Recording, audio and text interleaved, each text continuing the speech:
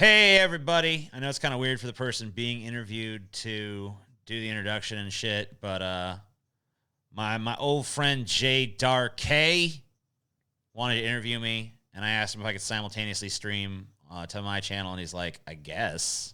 And so I did. His link to DARKE's channel is down there below, and if you want to cover up Jay's hideous, horrible face, you can always send in a Streamlab or a Super Chat because they will appear and cover his face with a giant ass, which I don't really think he would complain about, so whatever. Nah, dude. Anyway, that's my introduction. He has to do his introduction for his people, so I'm going to shut the fuck up. And let that hell happen. Yeah. Welcome, everybody.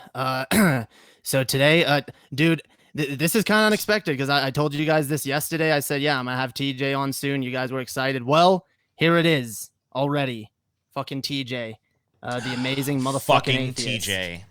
Fuck him in the mouth. Fuck him in the ass. Fuck him in his nostrils. Do whatever.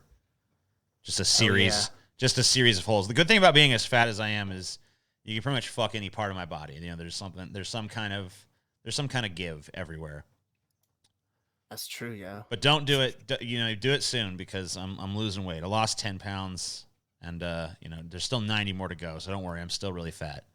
Be a long time, if ever, before you actually see me skinny. That's fuck. Sorry. Yeah, dude. Nah, I believe in you, TJ. I fucking believe in you. I believe you can lose the weight, yo. You're gonna be skinnier than Paul. You're gonna be skinnier than Scott. Well, the good news is that Paul. Well, it's not good for him, I guess, but it's good for me that Paul gained a bunch of weight in quarantine, and I really didn't. So right now, Paul actually weighs more than me again. So that's good. I think Paul's up at 320, and I'm around 310 right now. So. And I was up at 320 myself a few weeks ago. So I'm doing pretty well, losing weight at the healthy recommended rate of 2 pounds a week or so.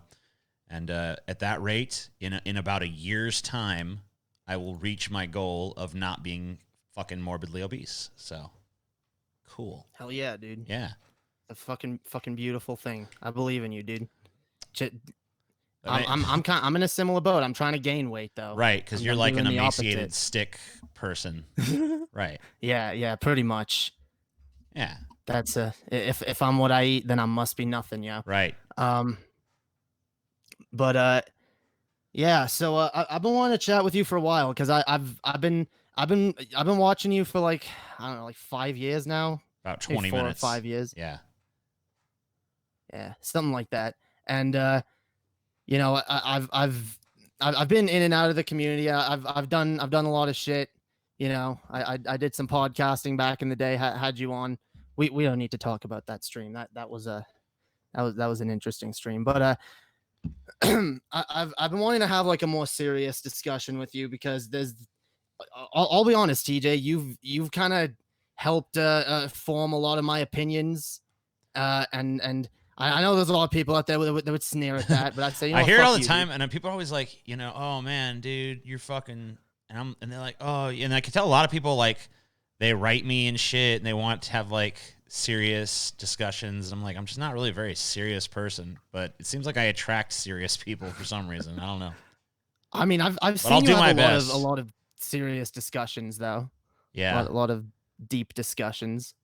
Yeah, but you might have seen that happen. But you've probably seen for every one of those, you've probably seen about 50 not serious at all discussions about some random, you know, like let's fucking talk about booger shits or some fucking nonsense, you know, so whatever. But yeah, I'll be in all serious mode. You know, I'm going to be totally humorless. I'm going to adopt the air of fucking Ben Stein. I'm going to talk in a very monotone. No, it doesn't need to be that serious. All right, okay, cool. Thank God. But by the way, I'm just fucking say to the chat right now. Oh, wait, it is live. Yeah. Yeah, it's live. Don't troll me, motherfuckers. Which chat are you trying to talk to? Oh fuck no, my stream isn't live. God damn it. You suck. You didn't fucking make your stream live, dude. You know what? I'm gonna say this, yo. I'm gonna fucking say this. A lot of people in the chat give you shit for like your live streaming shit, and I'm like, dude, lay off, TJ. And then they call me a Tajika fan. It's and I'm hard, like, dude. nah, It's dude, harder than it looks. Scotty gives me the most shit of all, and like him running OBS, you might as well give it to a monkey, you know? Like, you know, people like to talk their shit when it's not them trying to run this shit.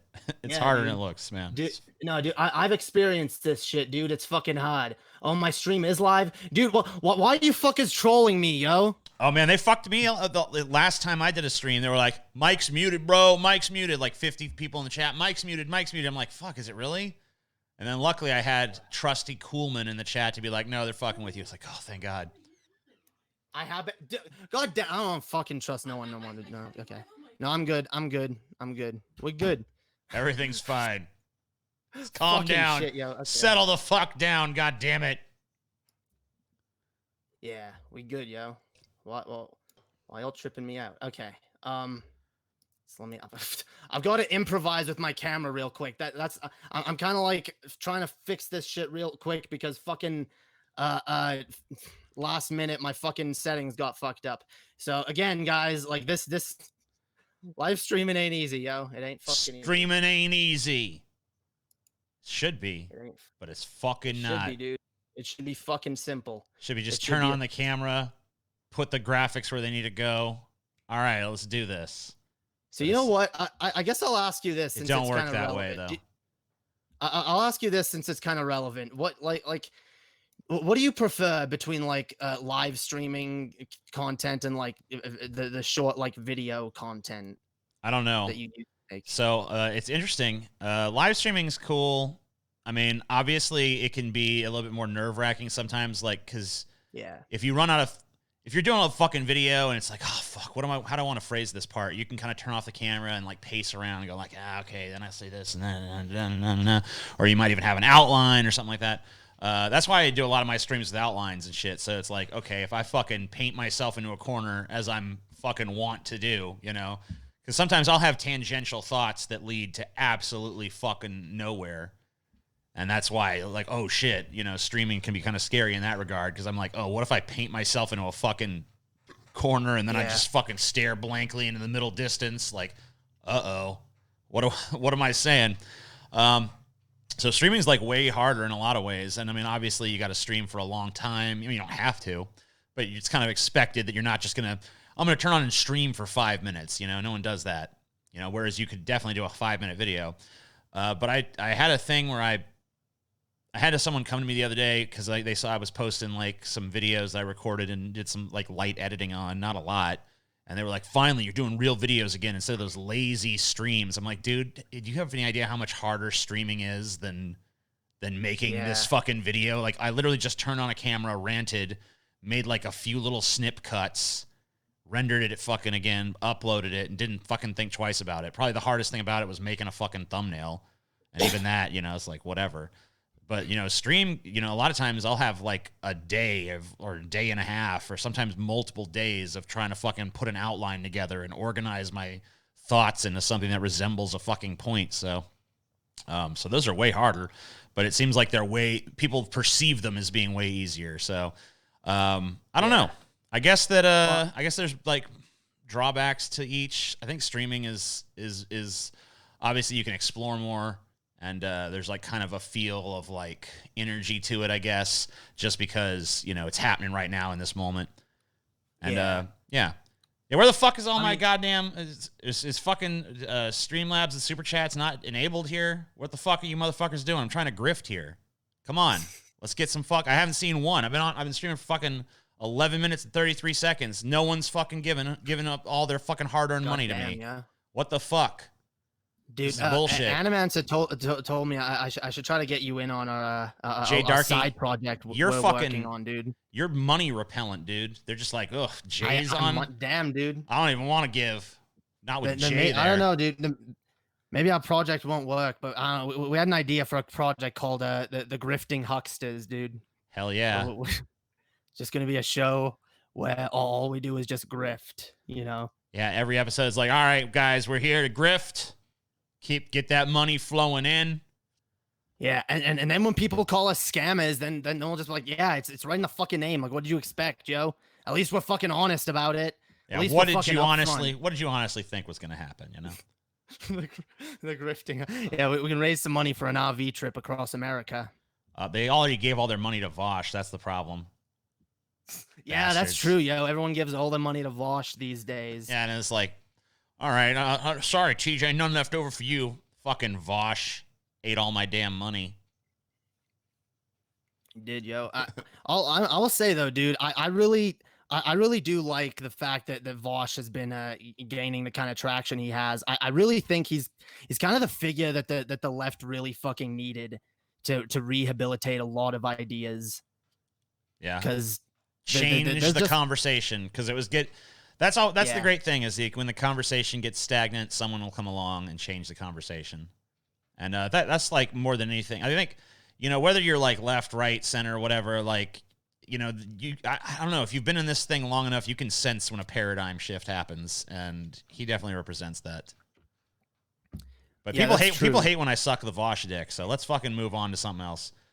They hate when I suck the Voosh dick too, but dude, I'm like, no, I have to give credit where credit is due. Especially they don't like that. They don't care. They don't think it's due. They're just like, Voosh fucking he sucks. It's like, yeah, he sucks so bad that he's constantly in your mind. Like, they bring him up more than I do. The reason I just mentioned him now is because his name is in the chat. Like, Voosh took all our money. We can't give you any. Voosh stole it. He did, dude. He stole it. Well, so I mean, Voosh has changed the conversation on a lot, and we may touch on some of those things, but I kind of want to talk about something that I feel like you've changed the conversation on, at least in my mind. Although I still I still find myself in a lot of circles that don't quite think this way, and it's very frustrating. But yeah, good, Mr. Naughty Priest, good. Wait, why am I not getting alerts? Okay, there's one. Okay, cool, we're good. Sorry, there's the alert. It's coming. It took a minute. Sorry, Mr. Naughty Priest gets money. I don't mean to interrupt with that. By the way, I'm gonna read all of the Streamlabs and Super Chats at the end.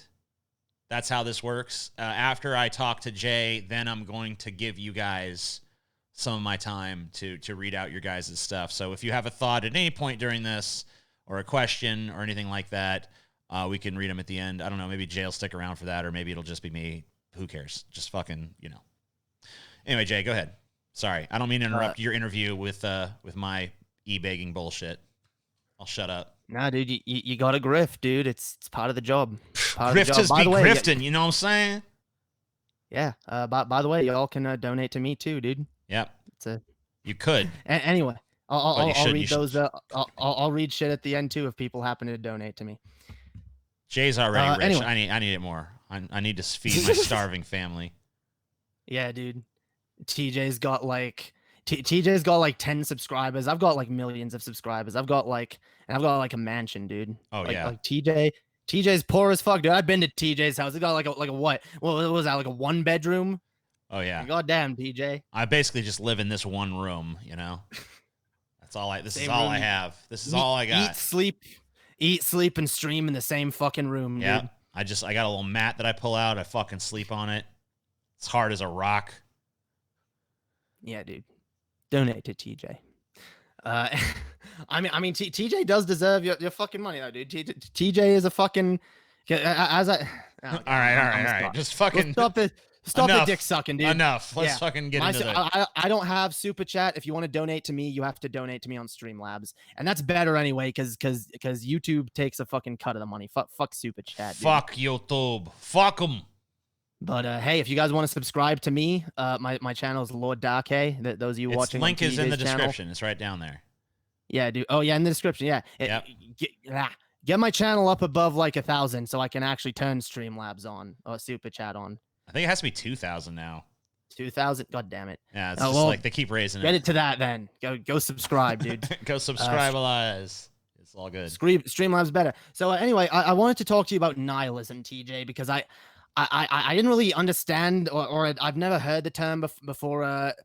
I don't think before you started doing your book, the Order of Chaos, mm-hmm. which I still think is a brilliant piece that you gotta get back to, TJ. You've been slacking off with that. Oh, whatever. I just did the last chapter a year ago. I mean, yeah, just a year ago. It's dude. fucking proceeding, at a reasonable rate of progression, Whatever. I mean, I get it. You guys make a lot of fucking content. I can't really hold it to you that much, but no, it's good. And one of the reasons I want it to be finished is because I do think if enough people read it or listen to it, it could change the conversation on nihilism, because I think nihilism is an extremely valuable, not really ideology. It's more of a lack of ideology, but I view it as a framework. And it can be important to understanding many things and deconstructing not just religion, but various social constructs like religion, politics, gender, pretty much everything. Deconstruct. It's time. Like, our society has become too bloated with copious amounts of bullshit that may have served a purpose at one time, but it doesn't anymore. And now it's time for a reset. And, nihilism is one of the tools that we can use to deconstruct our reality so that we can, create it again in the image of the present and stop being beholden to these antiquated traditions that, like I said, may have had some value at some point, but are certainly not useful to us any longer. Yeah, and that's exactly the point. Because the more I understand, I'll be honest, because I told you one of the last times we spoke that I've kind of had these like moments hit me a number of times of like, whoa, like everything is fucking wrong, dude. And that song starts playing, everything is wrong. Yeah. And I'm just like, dude, like I've just got to reconstruct everything. And one of the things that has made it like kind of blown everything wide open and made me kind of have to reconstruct literally everything is the idea of nihilism. And I don't think that's a bad thing, because it's allowed me to figure out my own views on various things and what I believe to be truly valuable, and rather than just relying on various things. And it's helped me, in terms of religion, in terms of politics and gender. I don't know if you know this, but I've recently come out as like, I guess, agender or non-binary. I don't know. I don't identify as a male. And one of the reasons is because kind of I've realized like the only reason I've identified as a male is literally because I always was told that's who I need to be, right? That's you were born with a penis. You have to, you have to fit into this box. You have to fit into this meaning of what it means to be a male.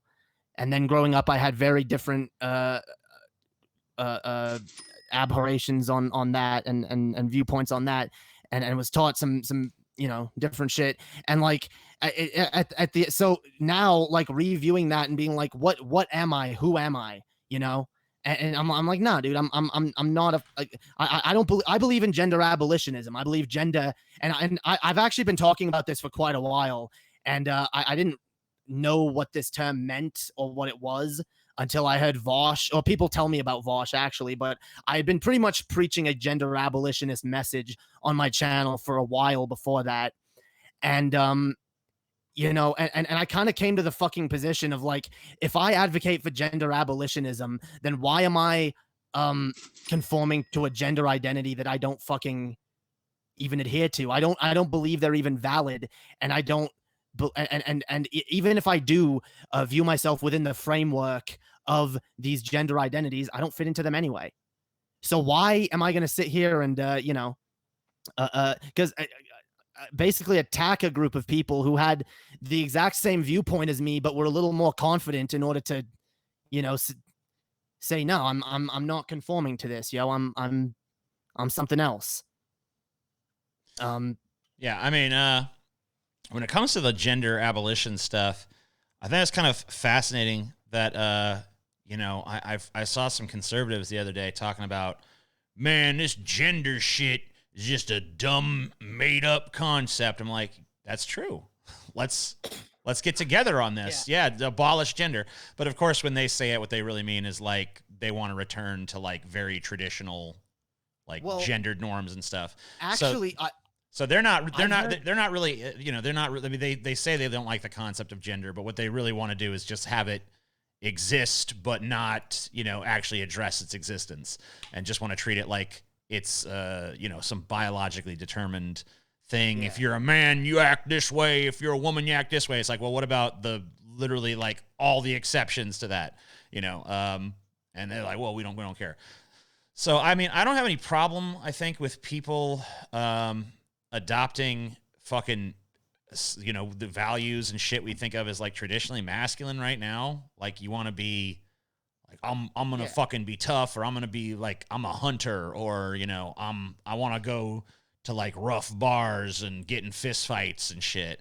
Like, whatever you want. If you want to do traditionally masculine things, or if you want to do traditionally feminine things, like, I'm a fucking, you know, I like sparkles and glitter and fucking home design, or whatever, the fucking interior design, whatever the fuck. Whatever you want to associate with whatever fucking sort of like gender norm, or even sex norm, if you want to just ignore the fucking concept.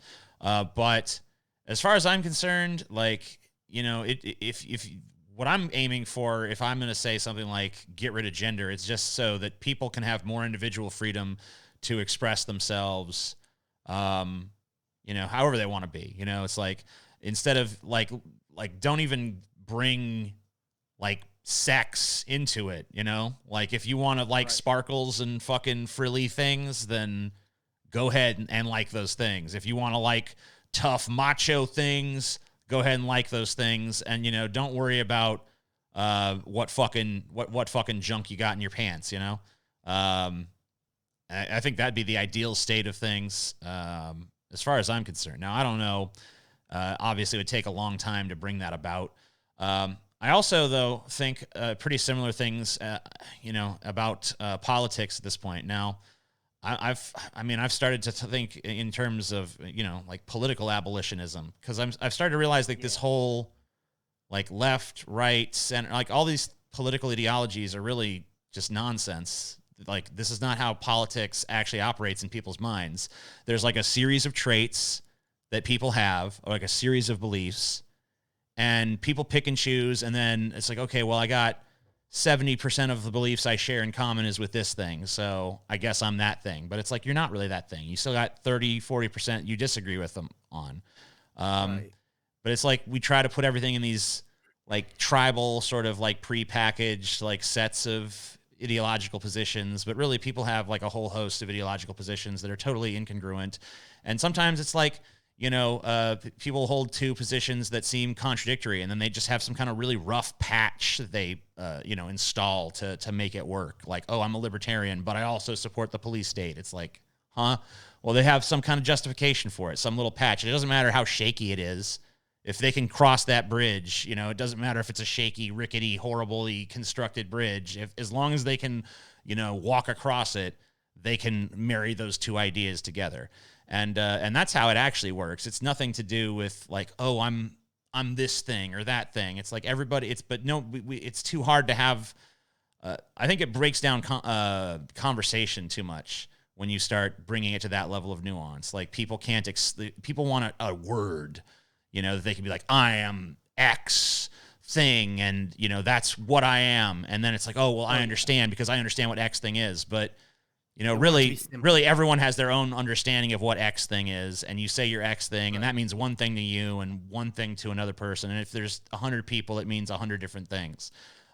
So, you know, really the only thing we'd be giving up by, you know, destroying the concept of like political barriers or gender identities or any of this stuff is just, we'd be giving up the illusion. And that's really where I'm at this point. And, you know, I feel like we have to start back from, and this goes all the way back to my libertarian days. We have to start back to a framework that's constructed around the individual and their complexities. And, you know, it's a tough task, because it really inhibits communication on a mass scale to some extent. So there's definitely problems there. But I think that Like if you watch, I know I'm kind of rambling at this point, but if you watch like a lot of internet debates and stuff, I hate debates between people because it always feels to me like everyone who's having the conversation is always trying to basically get checkmate in 2 moves.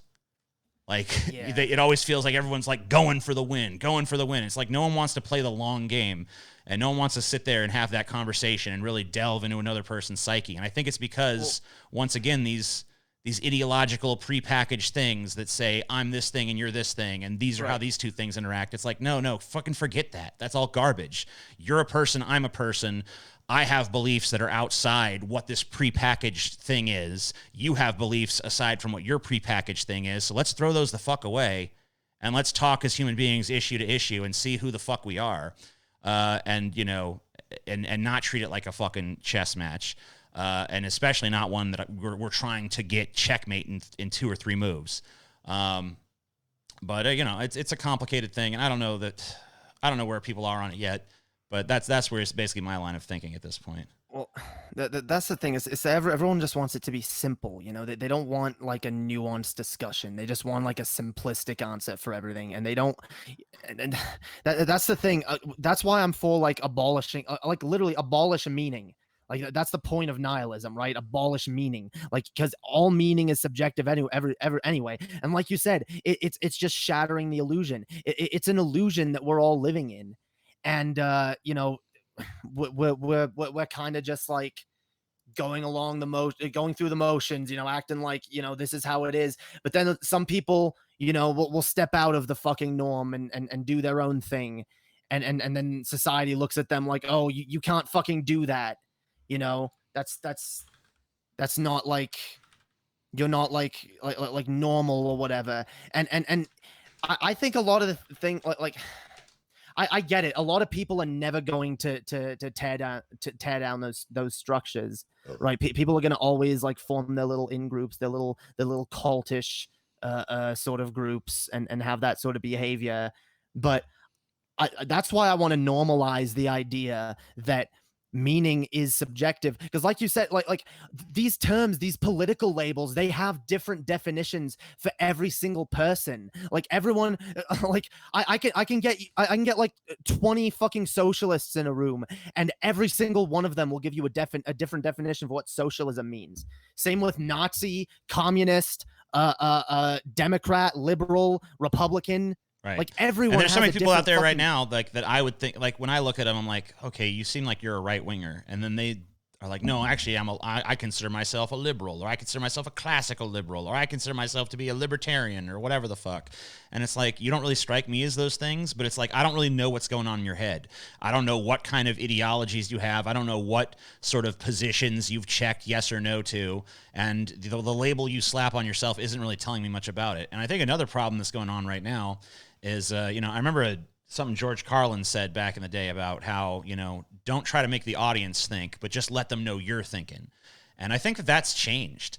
I really think now people do want you to, I think people turn to a lot of these figures, whether it be politicians or, political vloggers or, the political pundits or whatever, they look to these people to do all their thinking for them. It's like, I don't want to think, so I'll go to Sean Hannity and he'll tell me how to think and he'll tell me what to think. And it's, I'll just regurgitate those talking points because that's close enough to how I feel in my gut. I basically, here's a rough sketch done by my intuition, and then someone else is going to do the fucking hard work of justifying what I feel intuitively.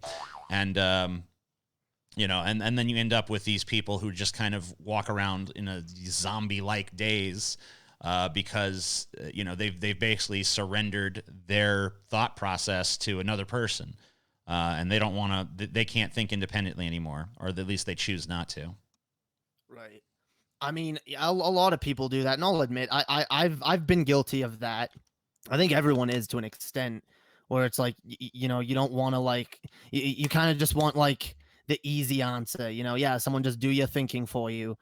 And I'll be honest, like I used to just kind of look to people like you and other people I would watch on YouTube, like, what do these people think, And I've kind of realized the danger of that, because when you do that, you end up just You end up not having your own opinions, and when you get into arguments with people, you don't really know how to defend the ideas that you hold. You just refer back to this other person's arguments, and even if you get really good at reciting those arguments, when someone throws you a curveball of something you don't understand, then it's like, does not compute, rerouting, back to initial argument, and you kind of get outed, and it leads you to just TJ, I'm gonna be honest. One of my biggest fucking gripes with society, one of the things I think we're lacking more than anything, and you probably agree with this, is just critical thinking in general.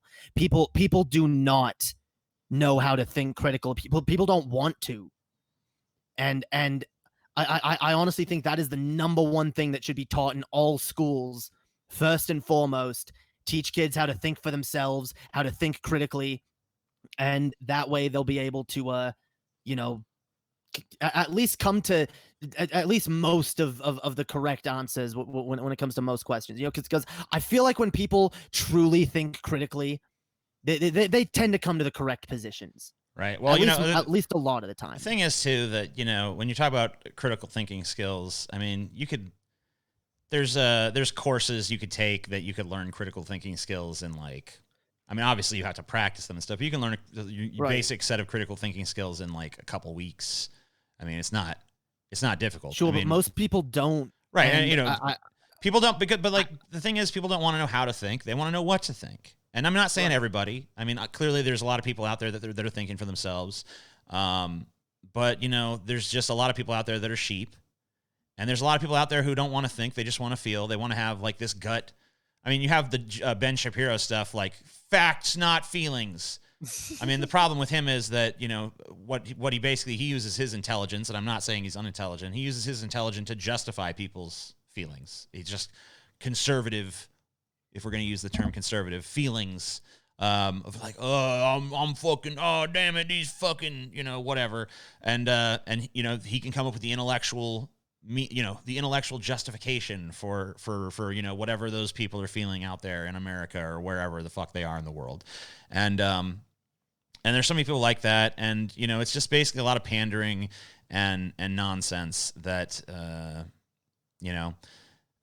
it doesn't actually ask people to examine things. There's not a lot of fucking, like, another thing you notice is, like, you ever watch someone's like YouTube video and they constantly have to like tell you about what they're not saying? You know what I mean? Like they have to sit there and constantly tell you like, oh, and when I say this, I'm not saying this and I'm not saying this and I don't want you to take it this way and I don't want you to take it that way. I think it's such a shame that people have to sit there and do that shit. Because if the people watching, had any sort of sense of like, reading between the lines, that wouldn't be necessary. But people don't want to do that. People don't want to have a nuanced approach. People want to fucking jump to whatever conclusion. People want to have the most if it's something they don't like, they want to have the most uncharitable fucking interpretation possible. If it's something they do like, then, no sort of fucking evidence to the contrary can convince them otherwise. Because they start at the conclusion and they work their way back, and everything is just in service of that conclusion. That's why you can't change anyone's mind. That's another reason I hate debates, is because it's two people who are coming in whose minds can't be changed. And you could say, oh, well, it's supposed to be for the audience. Well, all the audience is watching is a bad faith conversation between two people who are not honestly engaging with each other. So that's not doing the audience any fucking good either. It's just training you how to be fucking entrenched in some dumb fuck position instead of being open to changing your fucking mind, because changing your mind is viewed as like the ultimate sin or the ultimate fucking weakness, because it means, oh, you didn't defend, you weren't entrenched enough in this stupid position. It's like, why is that of value? It's not valuable to just be married to an ideology no matter what and just unquestioningly, oh, I'm obedient to it. I'm obedient to it. No matter what happens, I'm just obedient. It's not a fucking virtue. No, never. At least not in my opinion. No, in fact, I believe that undying loyalty to anything, unconditional loyalty, is probably one of the stupidest traits you can have. I'm not gonna say like, because unconditional, like, it's almost as dumb as the idea of unconditional love, because it's like, wait, so you're saying there's no condition at which you would stop loving this person or whatever, or being loyal to this person. It's like, no, there should be reasons. That's why I don't buy into like brand loyalty anymore, or fanboyism. God damn, I cringe at my days fanboying for various fucking things I enjoyed, companies I enjoyed, or whatever, shows, podcasts even. Fucking good, no matter how shitty it gets. Yep, I like this. Keep feeding me this fucking dog shit. Feed me. That's the problem, dude. People just want to be consumers. It really sucks, dude. I feel like we've had this message of like, hey, I feel like we've had like the warnings of like, hey guys, consumerism is getting to be a problem. Hey guys, like this fucking mass consumeristic culture that's all about like, just turning your brain off and buying and, just listening to whatever you're told. Maybe this isn't a good fucking idea, and we all just ignored it. I mean, I don't know if you grew up with like shit like that in your like children's cartoons where it's like, hey, maybe consumerism is bad, No, there was there was no message of that because, especially, when I was growing up, every cartoon was just it was a toy. It was a toy commercial. I mean, like, yeah, sure. Everything you want, like, I was a big fan of like Teenage Mutant Ninja Turtles as a kid. That was a hot cartoon show. I guess the narrative of like, hey, this is maybe a problem came forth maybe in like the early 2000s, like the late 90s. Yeah, they might have worked some more subversives, but back then it was just like, the Ninja Turtles are cool. You want to buy all their toys? It's like, yeah, I do. You want to buy their yogurt? Okay, they'd sell yogurt, sure. You want to get the macaroni that's shaped like the Ninja Turtles? All right, yep. Like whatever you could, they would sell you they'd slap the Ninja Turtles on anything and everything and sell that shit to you. I mean, and they still do that with fucking kids shows and properties and stuff. Fucking merchandise, that's huge. I mean, that's like George Lucas made most of the fucking money that he ever made on fucking Star Wars merchandise more than he ever did off of fucking those movies or anything. People see the movie, but then they want the fucking poster and the T-shirt and the fucking action figure and whatever else. And there's nothing wrong with that. I mean, like, look, I mean, I like material possessions as much as the next fucking person, but like, it definitely occupies way too central of a fucking place in our culture. And no, it does, and I think it's a larger part of the reason, or maybe I know it's tangential to the reason why like people tend to just they don't want to think for themselves. They just want to like listen to a talking head and it's just so frustrating. I really feel like that it's the meme of like people are sheep, and it's like, yeah, they are, but like I feel like everyone knows it too. It's so frustrating because you talk to most people, will be like, yeah, people are fucking sheep, right? Yeah, they are. People don't fucking think for themselves. No, they don't. And it's like, well, where do you get your opinions from? Sean Hannity. And it's baffling. It's fucking infuriating when you're trying to have a dialogue with people. You're trying to move a dialogue forward. Like one of the most, I don't know if you noticed this, TJ. Here's one of my problems with debates and just discussing shit with people online in general is that you can have a conversation with like 50 different fucking religious people, but have maybe 3 or 4 conversations in total. Because most of them are just spouting the same fucking talking points. And it's the same with right wingers. It's the same with left wingers. Same with pretty much any ideology.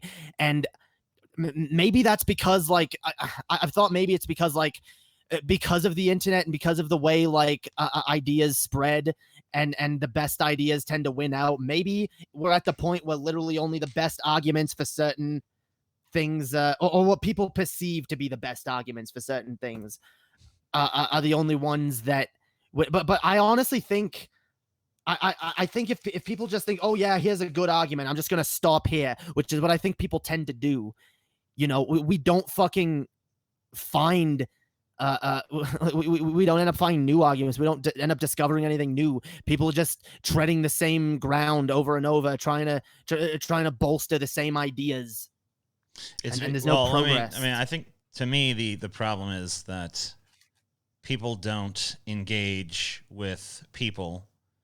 They engage with ideas, and it's fine to engage with the idea, but you have to look at the psychology behind it, and you have to realize that this idea of a monolithic ideology is yet another concept that I at least consider to be completely illusory. I think that there are as many ideologies on the face of the earth as there are human beings. Probably a few more, because some people can hold two totally incongruent ideologies or more in their fucking head. So I mean, like, you're whatever conversation you're in, you're not engaging with conservatism or leftism, or I'm talking to a tanky, or I'm talking to this person or that person. Like, you're talking to an individual, and not only are you talking to that individual, you're talking to that individual in that moment. They could be totally different, in a few years, or they could be totally different in a few weeks. You don't know. They could be in a totally different fucking headspace. You're talking to that person in that instance, and they're the same. They could be different tomorrow. You could be different tomorrow. And it's like, we don't want to acknowledge the humanity of other people anymore. We want to, pen people up in these ideological monoliths and say, oh, well, this is that group, and this is that group, and this is this tribe, and it's us, and it's them. And it's really not us versus them. It's you and me, and it's people. And I think that the further we get away from that reality, the more stunted and meaningless our conversations become, the more we are the dog chasing its own tail. And, we're not really exploring things. We're not really fucking, we're not adequately exploring the people we speak to. And we're also not even adequately exploring the ideas that they convey, because we're not really listening. And that's just where I think we find ourselves. Yeah. This conversation summed up. Blah, blah, blah. I'm glad you're impressed, Brennar. Fucking just a bunch of empty words. This conversation's actually about you, strangely enough.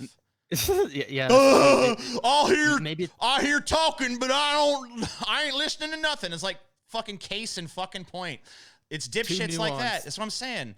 Like, oh my God. It's like the on switch isn't like, I know his brain is capable of understanding what's being said here. I know it is, but it's so resistant, because it's like, oh no, they're trying to fucking, I'm like a tick and I'm attached to the host body, and they're trying to pry me off and say like, no, tick, you can live on your own. You don't have to drink this blood to survive. It's an illusion. And it's like, no, they're trying to take my blood. So I mean, I don't know, man. You just like, wake up, sheeple. Sorry. Yeah, dude. But then, whatever. Fuck it. I don't give a shit. Yeah, I do. But not enough nuance, dude. That's. I think that if there's nothing else, that there's just a huge deficit of nuance in our culture, dude. Especially, and I think that's part of what makes people misunderstand nihilism. It's hard for nuance to compete, though. Because it's like, easy answers, step right up and get your super goddamn easy answers here, folks.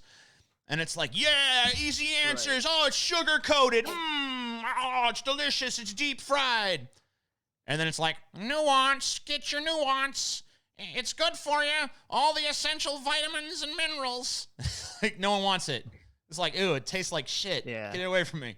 Nuance it's tough, it's gamey, it's stringy, yeah. Sorry, maybe food's on my brain because of this stupid diet, but TJ in this discussion, blah, blah, blah, blah, blah, blah, blah, blah, blah, blah. I think I'm just going to do that for the rest of the conversation. Whenever you're done talking, I'm just going to be like, blah, blah, blah, blah, blah, blah, blah, blah, blah, blah, blah, blah, blah, blah, blah, blah, blah, blah. I mean, they'd probably hear the same thing no matter what. Why so defensive, Kuhlman? What's Kuhlman doing? Kuhlman says, what do you think they should be talking about? That's defensive? Kuhlman, dude, the guy's literally like, this conversation sucks. Kuhlman's like, what do you think they should be talking about? And the guy's like, why so defensive, huh, bitch? I love the conclusions people jump to. It's not even a conclusion. It's just gibberish. It's nonsense. It's a total non sequitur. Yeah, you know what I noticed, dude? It's really interesting. And I've noticed this, like, being on both sides of the live stream, being in the chat with a bigger live streamer, and then being a live streamer and having people in the chat who will kind of assume what you mean or assume what you're thinking, or like it's really made me notice like everyone in the chat is really just like going through their own shit. They got their own little thing going on, and they might not even be watching the same stream. Like literally everyone watching the stream might be watching a different fucking stream, dude. Yeah. Depending on where they're or at. several. Like, I'm going to mute this one and listen to this one. See if anything interesting is going on this one over here. Yeah. Right, but I mean, like in an abstract sense, you know, they're listening to like they're listening to the same stream, but they're all hearing something different, depending on what their ideology is, or even if they're just having a shitty day and they just want to like they've just come in to fight, you know, and they're just viewing everything as like, you know, fuck this person. Oh, what's that supposed to mean? And I mean, I've been on the other side of it too. I've done it where I'm doing that as the streamer, and I'm as someone in the chat says, I'm like, what's that supposed to mean? You know, there really is like a lack of communication, like real dialogue being had on the internet. Everyone's just making assumptions. Everyone's just kind of like trying to be heard, and no one wants to actually fucking listen. Yeah, I feel like everyone's trying to be in the herd. You know, I mean, like it's stratified, I guess. There's no homogeneity. Is that how it's pronounced? With people anymore. And I guess some people look at that as like to some people that's like what's wrong with society, is like, man, if only we were all the same, you know, we could just have a clear and easy path. And you know, just, you know, in some parts of human history, you know, you were able to kind of get that going on because you could really limit the sort of ideas people were exposed to. You could make ideas heretical very easily. It's harder to do that now. And, you know, you would hope that would kind of unlock the individuality of human beings and kind of set everyone on this journey of like self-exploration. But what it's really done is factionalized people to a greater degree, to where everybody, you know, people aren't necessarily individuals, but they are, you know, they join up with this tribe or that tribe. And even if they don't necessarily join with the tribe figures out some other way to assimilate them, you know? Like, oh, well, you believe this thing and this thing. Well, in that case, you know, you're part of this group. Sometimes you're initiated into the tribe, not even by the tribe itself, but by the opposing tribe. Like, you say something that, you know, is disagreed with by group X, who hates group Y, and then all of a sudden you're lumped in with group Y. I don't know. It's just, it gets really bizarre. It does. And it gets frustrating trying to have conversations with people when, you know, they feel like they belong to a certain group and they don't want to hear anything different.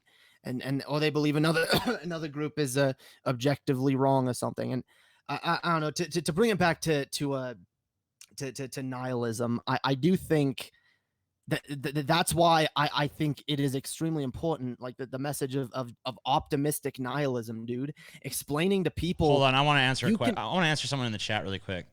Someone said, TJ, how come you're not interesting anymore? And I can feed this right into the conversation we're having, which is why I felt like it was important. I'm not interesting anymore because you're too stupid to understand me. That's why.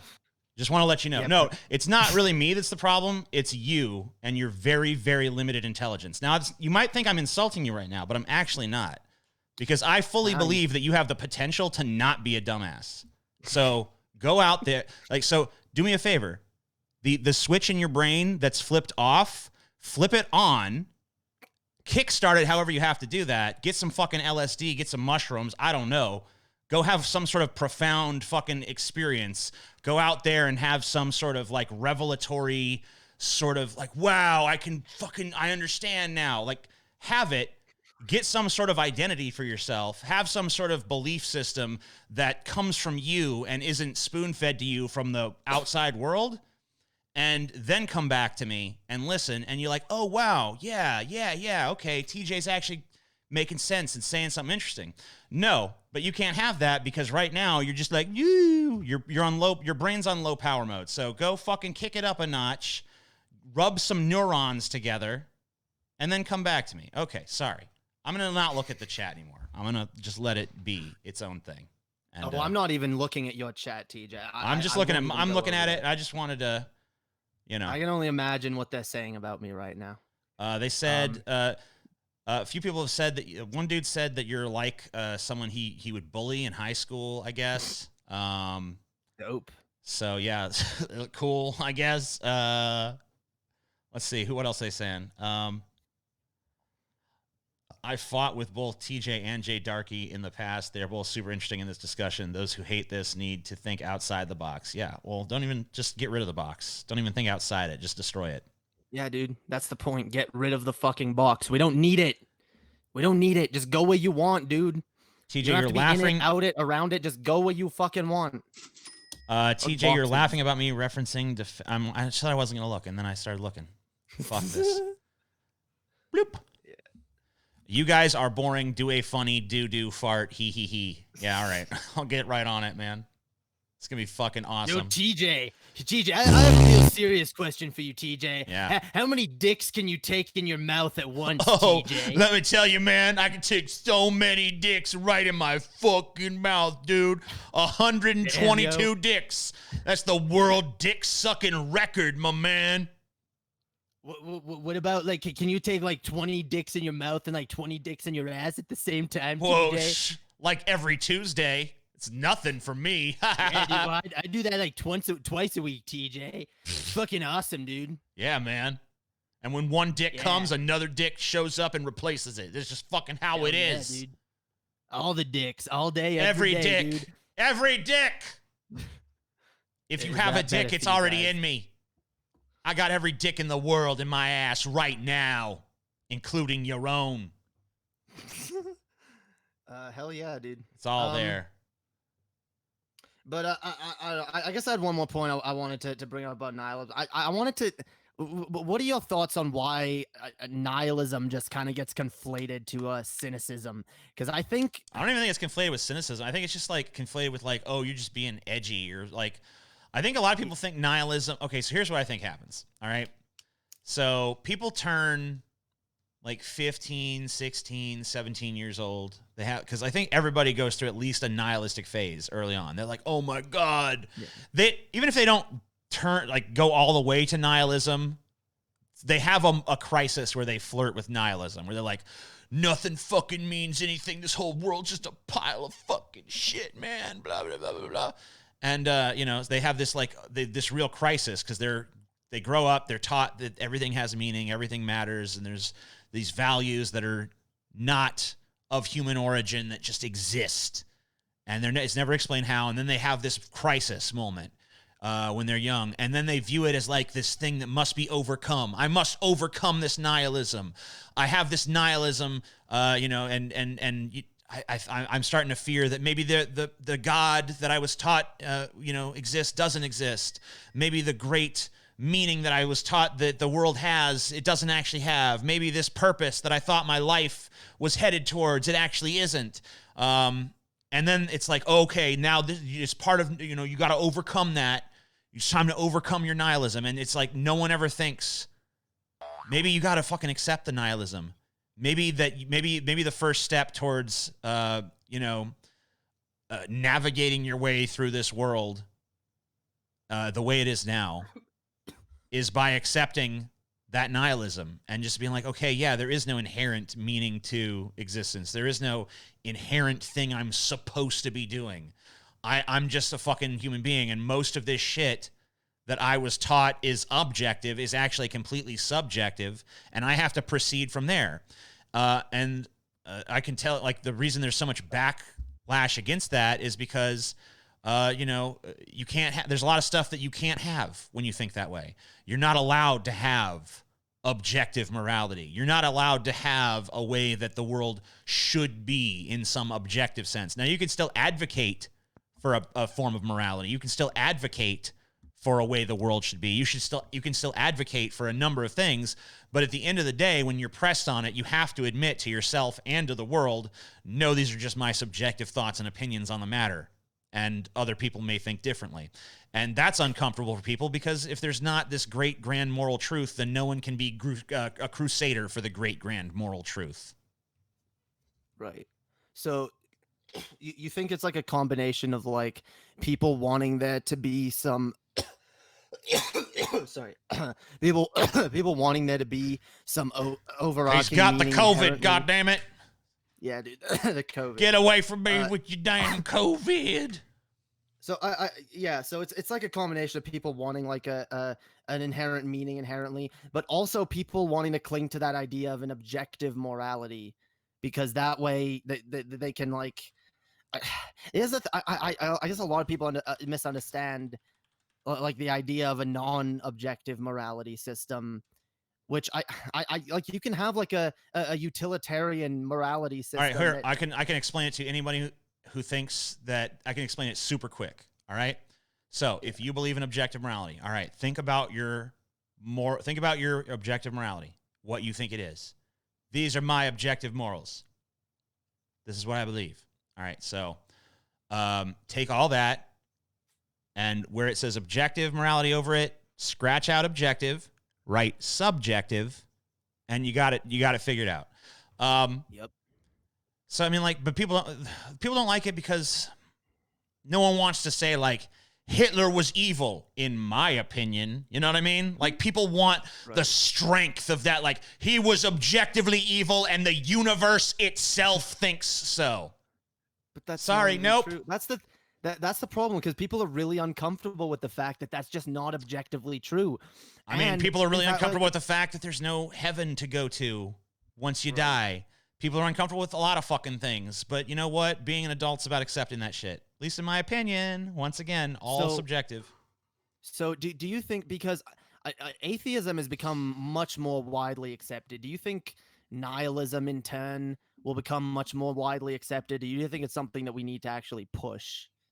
I mean, so atheism is growing, and I think there's even a lot of atheists, though. It's like, I'm an atheist, but I reject nihilism. It's like, well, then you're still, as far as I'm concerned, you're not a fucking atheist. Like, for me, the bar for being an atheist is higher at this point. You can't just say, like, I don't believe in God, but I still believe in meaning. It's like meaning, the idea of meaning is just a fucking, like, you're basically trying to throw out, you can't, TJ, like, you can't saw the you can't saw the bathtub in half and keep the water in one half. You know what I mean? Like, God and meaning were linked together. Everyone's like, it was like, why does this mean something? Well, because this is God's opinion. You know, why is this wrong? Because God said so. You can't get rid of that God and then still keep the objective fucking meaning that was derived from his omnipresence and omni this, and he created us and he's the master of all reality. If you don't have a master of all reality with its own opinions, then you can't attribute opinions to the universe. The universe doesn't have an opinion on you fucking murdering your family. The universe doesn't have an opinion on genocide. The universe doesn't have an opinion on any of this stuff. We do. Humans do. Right. And that's it. They're opinions. And I know that's scary.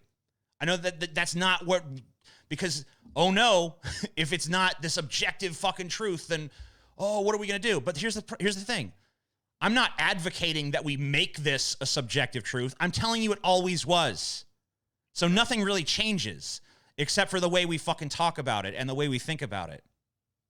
But of course, I think people are afraid, well, if there's no objective morality, then people can justify anything. They can already fucking do that. All they have to do is say, like, Hitler didn't have any problem justifying anything he did. It's like, this is right. Jews are evil. I'm doing the right thing by getting rid of them. You know, I'm doing the right thing by leading my people to prosperity and fucking racial purity and all this stuff. That's objectively correct. But it's subjective. We know in actuality it's subjective. But, you know, you can fucking pick any crazy shit you want and just slap the word objective on it and just proceed from there. So it doesn't really matter whether we view morality as objective or subjective. It's still subjective. And the proof is, you get 100 people together who each believe in objective morality and ask them to describe their objective moral systems. And you know what? You're going to end up with fucking 100 different fucking moral codes. Yeah, exactly. That's the thing that blows my mind, is that like it's pretty obvious that there is no objective moral standard. Like even people that claim, even people from the very same religion, from the same sect, from the same church, will have widely different ideas on morals. So it's just, it blows my mind that anyone could think that there's objective morality. I guess that their explanation of that is, oh well, there is objective morality. Humans just struggle with it, and we don't. It's hard for us to grasp it properly. But no, there's no evidence to objective morality. It's and as soon as we can fucking start realizing that, we can move towards coming to a decent a utilitarian sort of morality system that actually benefits us as a society. And I think it frustrates me, because I see a lot of people that they're just adverse to nihilism. I think it's something that can help as a framework for like a lot of fucking shit. And people just get too uncomfortable when they hear it. Like it goes hand in hand with understanding a set of morals, that because a lot of people think, oh yeah, no, you have to get rid of morals. No, dude, like I've started to look what objectively is the correct, because you can still find like an objective standard of or a, not a, a utilitarian standard, like what benefits the most people, what is the most beneficial to society as a whole. That's a good standard. I don't know why that has to be like well, I guess I do know it's tribalistic fucking nonsense and people holding on to that antiquated fucking systems of belief. But it's just a struggle, because I want to tear these things down. I want to make people understand, and people literally, even people like I talk to people from your community who don't understand nihilism, and I'm just like, I don't get, like, how do you not understand? How do you not see to bring it back to like nihilism 101? There is no inherent meaning to the universe. There is no inherent meaning to existence. There is no meaning of life. There is no purpose, etc. It's just that easy. Like, anything. I'm like, that's it. There's nothing more to it than that. And to me, if you're going to, and I've put it out there before, if you're going to challenge me on nihilism, then all you have to do, same thing I'll tell a Christian about God. You want to beat me on the religion question? Then just demonstrate God exists. You want to beat me on the nihilism question? Then just demonstrate meaning exists. It's that fucking easy. Yeah. Now, of course, we have to define meaning, and then then you can, because anybody could say like, anyway, someone could have some really fucking loose, crazy, like, meaning is anything that does anything. Well, this thing does something, therefore it has meaning. It's like, okay, well, get out of here with that. But, we're talking about like some great cosmic purpose, like the machine of nature is moving towards this very specific objective or something, like there's a purpose or a higher fucking call to all things in existence or whatever the fuck. But that's not there. Right.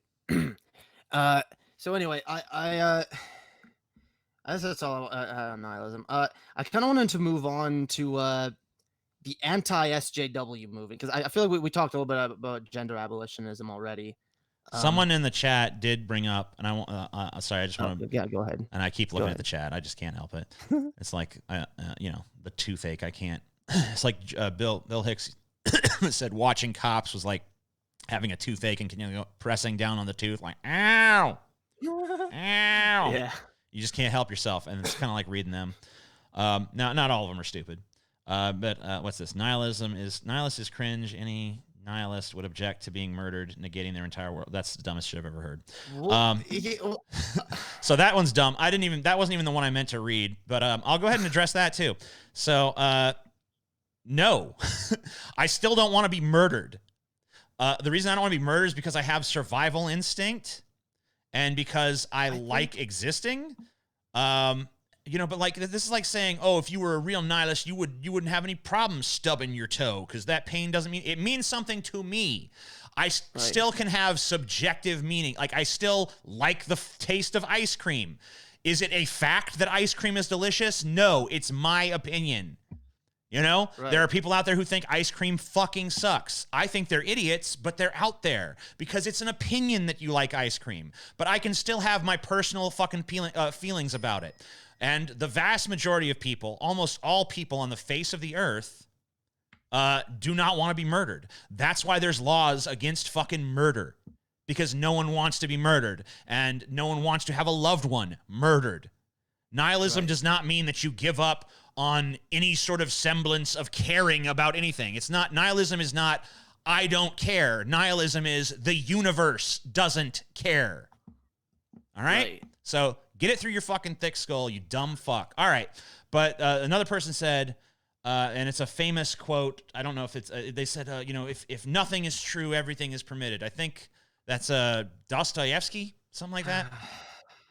If nothing is true, or I think the original version was like, if God isn't real, everything is permitted, or whatever the fuck. If nothing, but he said, if nothing is true, everything is permitted. Everything is permitted.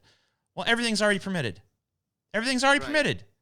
There's nothing against the law of, like, if you want to go grab a knife and go stab your fucking neighbors to death, there's no law of nature stopping you. There's laws of man. Why? Because nature doesn't give a shit if you murder those people. Man does.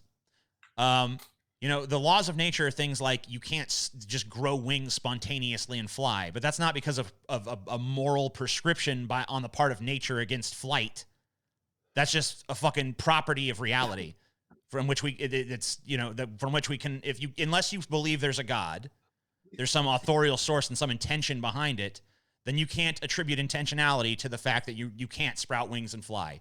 So, I mean, you know, that's my response to that. Anyway, you want to move past nihilism, that's fine. We can do that. But those are little bows we can put on the fucking package. So, yeah. No, I mean, well, one of the things I wanted to touch on was the fact that nihilism, I mean, I did touch on this at the beginning, that nihilism has kind of helped me, you know, deconstruct gender and shit like that. I'm guessing you would agree that, you know, gender stereotypes and shit are harmful largely, or at least can be. Sure. And I guess, see, because my approach to helping people deconstruct these things would be, again, through a nihilistic worldview of like, these things are meaningless. Do you think that is a valuable way of going about it, or do you think maybe there's a better way of deconstructing? I mean, I don't think that there's any. I don't think nihilism itself does much in terms of deconstruction, but it can definitely lead you to look at things in a way that's sort of tailored towards deconstruction, whether it be like the concept of gender or gender norms, or it could be the concept. I mean, we're talking about like. There's a number of things that we all just kind of take for granted that, I mean, I feel like they're going to go away. I feel like they're being stripped away. I don't know if they're going to be stripped away quick enough. But the point of all this stuff is not like, let's just deconstruct everything for the sake of deconstructing it. The point is, let's deconstruct everything that is, and ask ourselves, like, is this still of value to us as a species? Right. And if it is, if we determine as a collective, you know, this is valuable, then, you know, we'll keep it around. Or, you know, everyone can make their own determination. I'm going to keep this, or I'm not going to keep this. I reject this.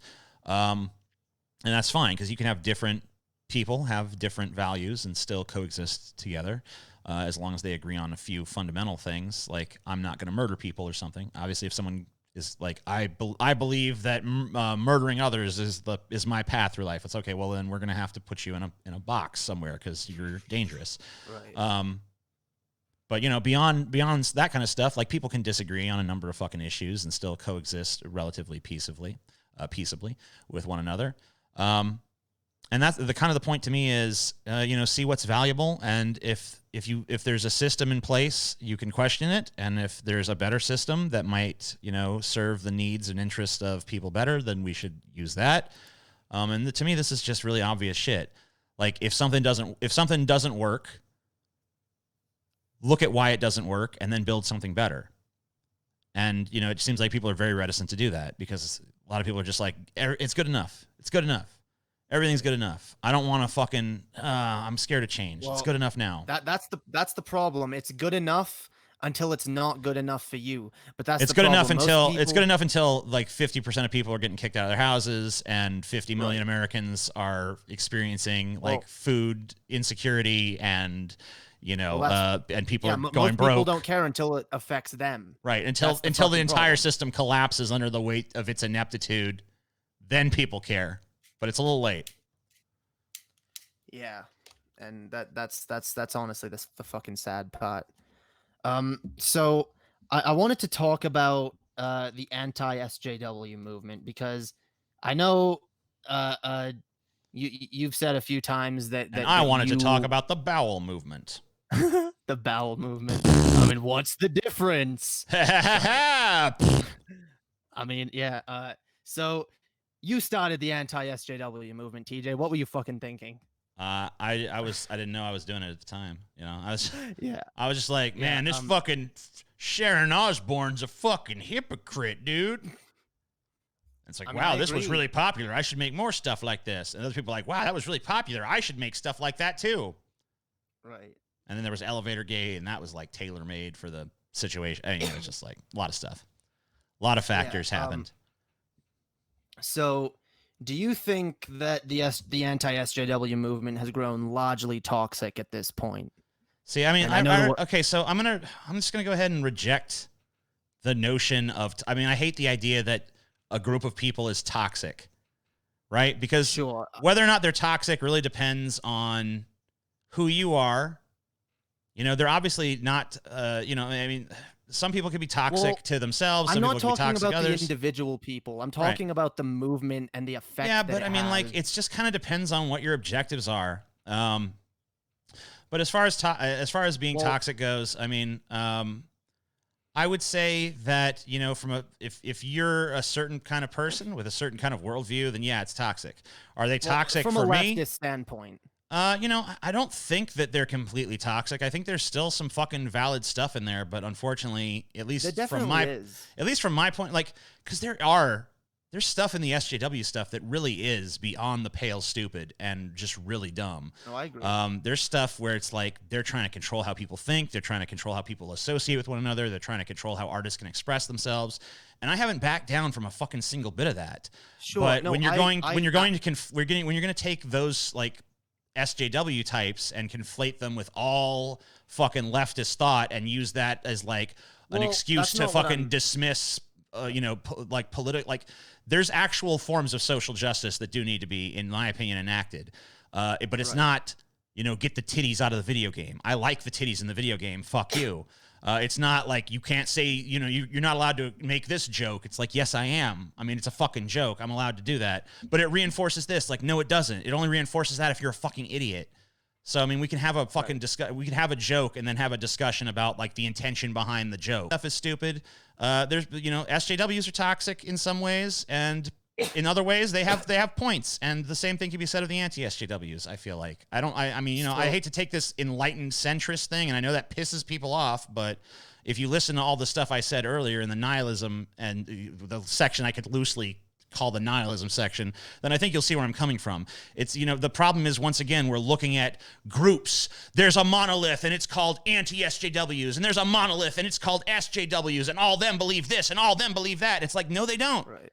It's a bunch of individuals that have a bunch of different beliefs and a bunch of different reasons for coming to those beliefs. And if you really that's want to largely understand my them, you point, have to though. talk to them person to person. If you're not going to fucking that's- understand the individual, then you're never going to understand the group. Right. And but that's kind of my point, though, is that the SJW movement is kind of like it's built up of individuals. And when you really look at it, like, okay, yes, there is a large movement of people that absolutely take things too far. But when you look at what most people, like just most people in general society, believe and what they want, they don't align with the SJW values, and they never have. No. And another thing, like, most people, like, they want racism to end, they want equality, they agree with all that, they don't like sexism, you know, but for the most part, like they don't think freedom of speech should be curtailed. They don't you know, they're not going around thought policing people. And when they hear about that stuff, it makes them cringe. My concern with the anti-SJW movement and what it's become in my eyes is largely a way of just dismissing leftist thought as, oh, you're just an SJW. Whatever you think, yeah, these ideas just align with SJW thought. And because basically, like, the further left you go, the more of those accusations you get, the more people like, oh yeah, you're an SJW. But I mean, look, I'll tell you what, the further right you go, you're going to be getting the same, you're going to be getting the flip side from the SJW side. You're this, you're that, you're this, you're that. It's like these, like I said, like a lot of times you're not defined by the team, you're defined by the opposing team, supposedly. You know, like, oh, you're throwing your lot in with these people. Oh, you're throwing, like, my whole point is don't be on a side. Like, fuck, I don't believe in the concept of the anti-SJW movement. I don't believe in the concept of the SJW movement. I don't believe these things exist. I think they're a fucking fantasy. I think it's another illusion. I've already deconstructed that and seen, like, no, these are not groups. These are fucking people who maybe share, like, one or two things. Like, there's no fucking defining trait. There's not one fucking single trait that you can spot across the board. Try to, like, tell me the one thing that unites every conservative. What is one thing that every single person who identifies as conservative believes? You could spend your entire life trying to figure it out. It doesn't exist. There is not one unifying trait. There's a bunch of overlapping traits that this group shares and that group shares, and that's why there's all these different fucking substratas of this or that or the other thing. You know, people form these alliances, these tribes, because it's like, well, I can't implement my agenda on my own, so I'm going to have to throw in my lot with some group of people. And that maybe that group agrees with 40% of what they think, or 90% of what they think, you know, or whatever. I mean, however you want to, I mean, it's like I said, it's hard to even fucking point out what the beliefs of a group are in a general sense. They all believe in the divinity of Christ, right? Nope. Well, they all believe Christ was a historical personage, right? Nope. There's people out there who are Christians who just, like, I respect in some vague way the teachings of Christ. They might not even know what the teachings of Christ are. For a lot of them, it's just cultural. I was born into a Christian fucking household, so I'm a Christian, even though they don't even know shit about Christianity. It's just something it's just a label they've took upon themselves. Like, across the board, every sort of fucking label you could slap on somebody, ideological label anyway, there's not really some I mean, like, you know, it's really just about, hey, there's a collection of traits. You know, I can point to myself and be like, okay, I have, I believe I'm an atheist. I'm an anti-theist. You know, I'm fucking, like, I consider myself to the left. I consider myself an anarchist, whatever the fuck. You know, we go through these things, and then, you know, another person, I might be like, hey, this is my pal over here. He's an atheist too. Oh, but what politically though? We don't agree. He's a right winger and I'm a left winger, or whatever the fuck. Or maybe it's as simple as, like, one little issue, and you'll see it all the time. Like, these groups, they'll be like, oh, we're this fucking strong group and we're this unified front. And then one issue happens and it's like, we disagree on that. And then the group splits into two totally different groups. And people who were allies yesterday all of a sudden are like, that person that I used to fucking pal around with is a fucking idiot, doesn't know what the hell they're talking about. And it's because they've lost their humanity. We pseudo-speciate one another. We fucking destroy the humanity of people who disagree with us, especially if it's like the big hot disagreement of the moment. And we fucking deprive them of that humanity so that we can just put them in this group label, and we can just, you know, hate that label. It's like anybody who fits in this label is a piece of shit. And it's counterproductive, because you're not really confronting the individual. And as long as you aren't understanding why a person believes what they believe specifically on an individual level, you're not really confronting their ideology. You're just confronting your notion of it. Yeah, and well, that's kind of why I think, though, that there's a problem with the way the anti-SJWs make anyone on the left, and I do agree, SJW has become a meaningless term, and it doesn't mean anything. But that's the problem. People on the right, I feel like I feel like we've been subject to, like, right-wing fear tactics to make us think, oh, the left, you know, that they're all scary SJW, that, you know, they want to take away your free speech, they want communism, they want this, they want that, the scary leftists, you know, and it's brought to a place where we can't have a dialogue anymore, because everyone just is quick to, label someone a fucking SJW and say, I'm not going to talk to you. Yeah, but I mean, like, we're still talking even now, and I understand that a part of it's just the limitations of our language. We're still talking even now about something that the right is doing to the left. No, sure. And it's like, when I say the right, I get why. I get why. I mean, I understand. I understand what you're talking about. Right wingers who are bad faith actors who are trying to specifically, tear down leftists, and there are a plurality of them. Sure. And I understand that. And it's really hard to know how to discuss these things without evoking the tribes. But yeah, I'm just kind of in an anti-tribe point of view sort of mood at the moment. But yeah, I understand what you're saying. And look, people, that's why it's got to stop. That's why, like, if we ever fucking hope to coexist with one another and like bridge this gap that exists between different ideological factions, then we all have to fundamentally accept, I think, one of the few things that I mean, like, to me, there's facts, and then there's ideologies, and in between fact and ideology is a long and winding road of subjectivity. And if we could all just admit to ourselves that that long and winding road is made up of subjectivity and not these great profound truths, like if we could all just accept that our beliefs after a certain point are like a product of ourselves, then I think we could coexist a little bit more peaceably, even if we had radically different ideas about the world. And I think that's kind of like, I don't believe in whether you want to call it, like, we can kind of apply it to the issue of like integration. There's like this melting pot kind of view, and there's this, what's the other one? The diversity, something with diversity. Why is the term escaping me? Someone in the chat will know. What's the other one besides the melting pot? It's the fucking multiculturalism. Multiculturalism. That's it. I got hung up on diversity, or the multiculturalist approach, or whatever. Like the idea of like we can all be very different cultures that coexist together, or we can all just like be homogenized into one culture. And it's like there's like this idea of, I think either of those approaches could work, honestly. But when it comes to like the big criticism of like multiculturalism that comes from certain people, I'm not going to fucking attribute it to left or right or any fucking thing. There's just certain people who criticize.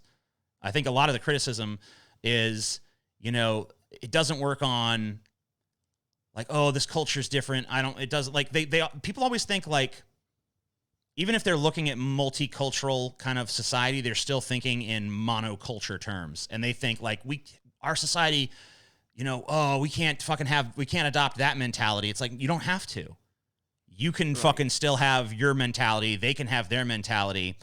Everyone can have, like, you can have a successful society that's made up of different pieces. Like America's done it. Like, we tried to be the melting pot, but really, like, we're kind of like, to my way of thinking, the best example of a multicultural society. And the main source of our problems at this point is not, the different ideologies out there, or the different fucking, racial groups or ethnic groups or cultural groups or whatever the fuck, although I believe in abolishing all of that because I'm just I'm in super abolitionist mode.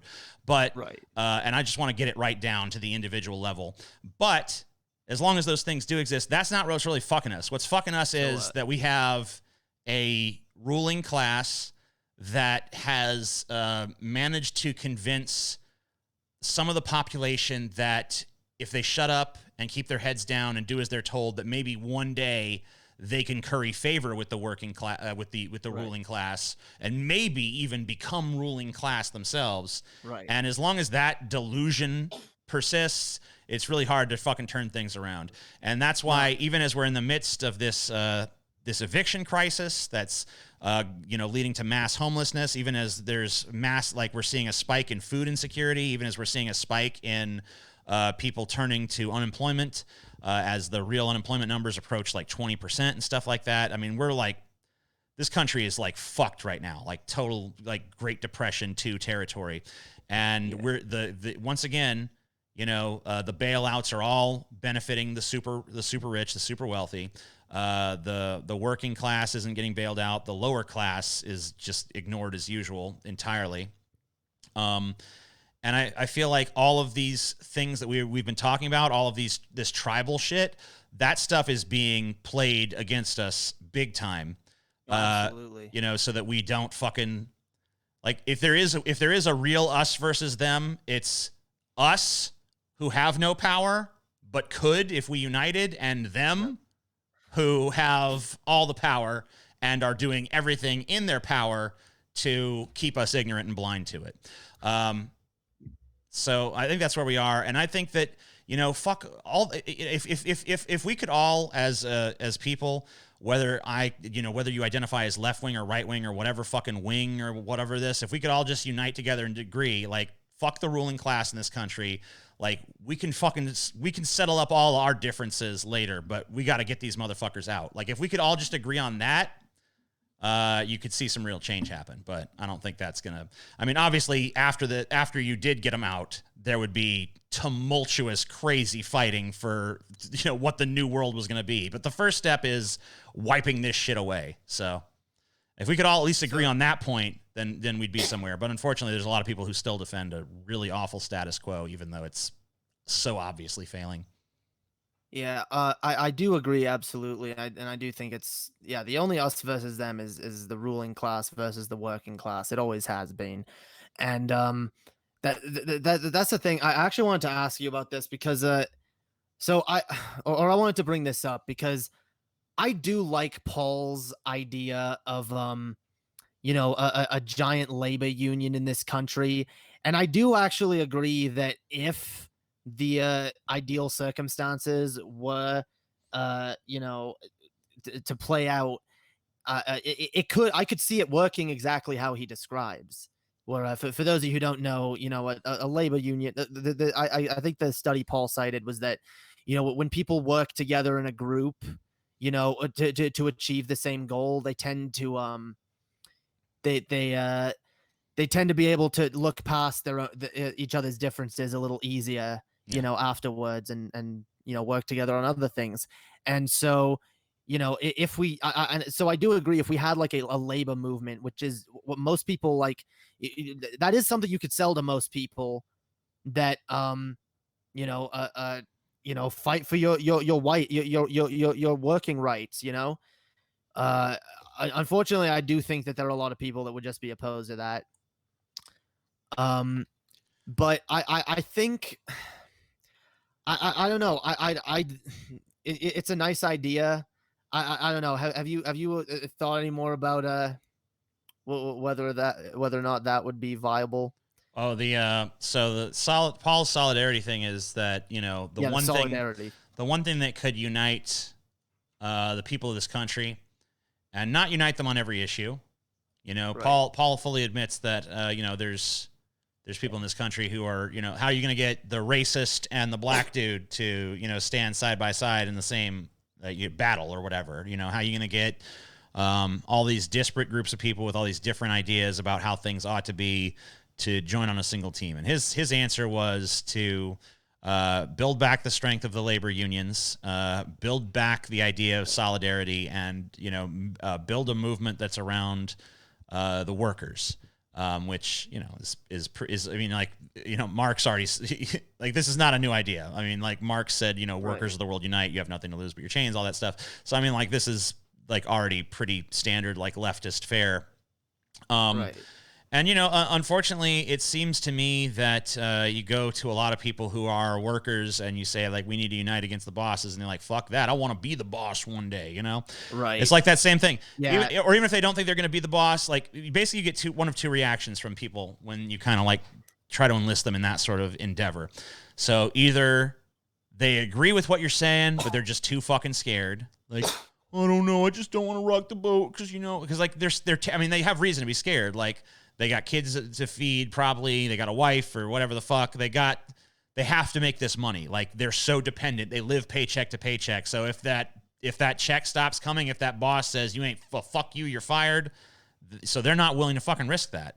So there's people who are scared, and then there's people who are just like will go the extra mile and will actually defend their own exploitation because I don't know why they've been convinced that it's fucking like patriotic to do it, or like it's their American duty, or like the you know, there's no better, you know, like yeah, it might be the other thing you touched on where it's like they want to be the boss one day. They're like, nope. Right. I'm gonna defend this system because one day I'm gonna be on top. It's like everyone's like delusional. I work hard, I do my you know, like, and they think that, but even if they don't have that ambition though, there's still plenty of them who are just like, let me tell you something, boy. Let me tell you, this is the best damn country on the face of the earth. The best day in America, I'm sorry, the worst day in America is better than the best day anywhere else on earth. Like, that's the mentality. Like, I saw a guy say that at like a school board meeting in a clip that John Oliver played on his show a few days ago, and it struck me. Because I've heard that mentality. I've seen it play out. I have fucking redneck relatives and shit who have said shit like that to me. Like, who will say to me shit like, you know, man, all this stuff going on right now, it just makes me so thankful that we got a good president like Donald Trump to see us through. It's like, oh my God, give me a fucking break, dude. Yeah. So, I mean, like, they're just so, like, there's like this empty-headed jingoism that... they need that big daddy authority figure to look up to. He's gonna protect us, I guess. I don't know. Yeah, think for them. Yeah, you know, that's what right wingers want more than anything. Why do you think most of them believe in God? I guess some people are whining. I'm sorry, some people are whining about not having their comments read. Listen, guys, I read them at the end of the stream. I know some of you guys just came in and stuff, but the comments will be read at the end of the stream. That's how this works. So. Don't feel like your shit's being ignored when you're sending in the super chats or Streamlabs. I am gonna read them. I'm just gonna read them at the end. Hey Jake, would you mind if we take a small break so I could you know, fucking take a piss and grab a drink so I can take another piss in the near future? Yeah, sure. I guess I'll just vamp for a few minutes. Well, you can vamp for your stream. On mine, I'm just gonna, I think, put up the standby message, but I will be right back. Okay. Well, I guess I'll let you vamp for him. Go ahead. You can pimp your channel to him and shit and try to convince him. Yeah, I'll try real hard. Yeah. By the way, if you guys, because I see people in my chat saying, "Oh, it's so nice in here, yo. TJ's chat is so full of fucking cancer, yo." So I don't know if you want to have your shit read, come over to my chat, yo. It's true. Most think that they will be rich one day, so they support the system that exploits them, and they all smile and a glimmer of hope that never materializes. Oh yeah, dude, there's right wingers out there that I knew people who like they go so far as to like buy lottery tickets and pray that one day they'll be rich. You know, like. Yeah, I know literal fucking conservative Christian types who think that buying a lottery ticket is conducive to actually being proactive in your life. Oh, it's absolutely sad. By the way, so yeah, everyone go check out my channel. Also go check out Underhaven. It's a podcast that me, Animancer, and Swegta do, dude. We do it most Saturdays, not every Saturday. Sometimes we're not feeling it, but most of the time we're there. Usually when we don't do a Saturday show, we make it up on like Monday. We also do a show on Wednesday called The Stoned Rejects. Usually we're doing it around right now, but we're doing this instead, which is dope. So yeah, do that, guys. Go check out my channel, and in the link of my description, you can find a link to Underhaven, which is a pretty dope fucking podcast. Pretty fucking dope. Who is this Lord DARKE guy? I don't know, John Morgan. I don't hate atheists. I feel sorry for them as they do me. Okay. Yeah, I don't know if I feel sorry for you. I kind of just pity you for a... And I'm back. Yo, TJ. Yo. Underhaven never... Okay, John Morgan, whatever. Whatever. Whatever. So yeah, what are we talking about? God damn it. Fucking there goes Chelsea the fascist again, just banning people left and right. Damn, Fascist Chelsea. Chelsea. Fascist Chelsea. Fascist. That's why Chelsea's not in my chat. Fucking. She's so banning fucking people, fascist. Dude. I need you to ban the quiet people in my chat. Gotta ban them all. Ban them all, yo. Ban them all. Ban everyone. Fucking Chelsea the fascist, chat. dude. What the hell? Why is she so rude? I didn't know I married a fascist. I mean, she won't let me be stupid in the fucking chat, mate. That's more constitutional right. I'm just gonna be honest right here. My opinion on this is, dude, you're in someone else's chat. It's like you're in my house, dude. I like Paul's analogy. Yeah. It's like you're in my fucking house. I let you in my fucking house. You can say whatever you want within reason, but if you say something I don't like, I'm gonna kick you out of my house. Get the fuck out, bitch. And they come back wearing a mask. It's not me anymore. I mean, yeah, you have the ability to do that. That's the funny thing, yo. I'm not stopping you from watching if I ban you. Chelsea the fascist. You're damn right she is. So you better fucking stay on her good side. Hell yeah, dude. Stay on Chelsea's good side, because her bad side ends with you being banned, bitch. Most of us playing video games, Jay, live with it. I know. I'm not complaining. No, this is the nice chat. I don't have to look at any of the cancer over there. TJ is wrong. Yeah, people are afraid to riot because even if they amass the people's army who is going to protect their homes and personal interests, the same army hardly. Yeah, that's why it almost has to get to such a horrible point where, like, people are already losing their roofs over their heads. People are already, like, I don't know if you guys have seen, like, how bad the eviction crisis is getting. I don't know if you guys have seen how bad the food insecurity crisis is getting, how many people are going to become homeless, and, like, how many people are out of work. Like, pretty soon people aren't going to have anything left to lose. So, I mean, if you really want to avoid a revolution in this country, you might want to start paying attention to the needs of these people. Yeah, unfortunately, yeah, the government should absolutely be capitulating to the wills of the people 100%, but they won't. Instead, they're just gonna. Does it seem to me like everyone's just kind of looting the treasury right now? Like that's really what these corporations are doing. That's what the elites are doing. Is all right. Let's get everything we can out of the system. Why do you think most of these rich people have like bunkers in New Zealand and shit? So when the shit hits the fan, all them just vanish to their fucking New Zealand bunkers on their private jets and like, well, we're gonna hide in here and ride out the unrest. You know, they think it's gonna be like Atlas Shrugged or some shit. Like, we'll let the fucking plebs destroy themselves and then we'll come out and rebuild the world. Not realizing that when they come back, they're gonna be killed. Yeah. Maybe just fucking work to avoid the catastrophe with your fucking billions of dollars instead of working out ways you can escape the fucking results of what you've done. Yeah, there's nothing more disgusting than knowing that these billionaires and shit, like not only do they all know that like the system is about to collapse, but they all probably know that they have something to do with it, and they've probably known for a long time. They fucking know. They've known the whole fucking time. Yeah. Not one of these motherfuckers is ignorant of what they've done. So and they don't care. They've never fucking cared. Anyone who looks at these, they're job creators, guys. They create jobs. They bring us products that we need. You know, bullshit. All they do is control the means of production and enslave workers. That's not fucking. They're not some benevolent fucking gods that are protecting you and taking care of you and giving you a fucking job. Yes, they are. In fact, they gave me my job. If they weren't in power, you might have a bigger piece to the pie. If they didn't run their company so fucking evilly, dude. Could fucking be. But who knows? Work at co-ops, yo. I really like that idea. I want to seize the means of production, yeah. Seize it. Sounds like a good time, dude. Sounds based. Well, you know what that sounds like to me? Bunch of dang old communism.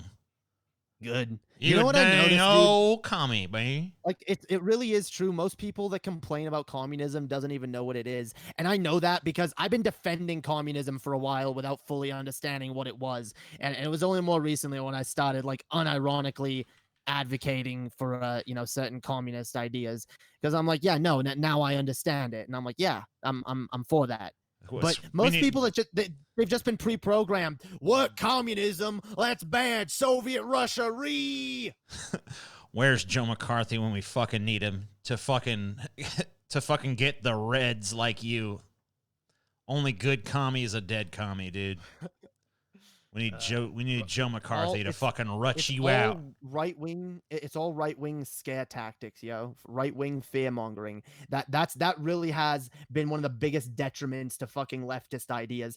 And that's, by the way, one of the reasons I have a problem with the anti-SJW community. Not because, like, I agree with a lot of the ideas, but I feel like their underlying cause, it's just it's harmful. And it makes it what? Oh, what? It's no, I lost the plot.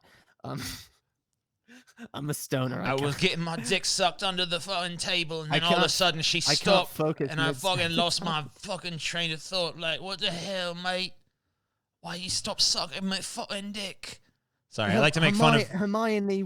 I like to make fun of Jay Darkie's pseudo Harry Potter voice because he's Canadian, but he sounds vaguely British. So, yeah, I've never got an explanation as to why, or if I have, I ignored it. You actually did, but you played Harry Potter music over it. So whatever. So I basically didn't get it, Yeah.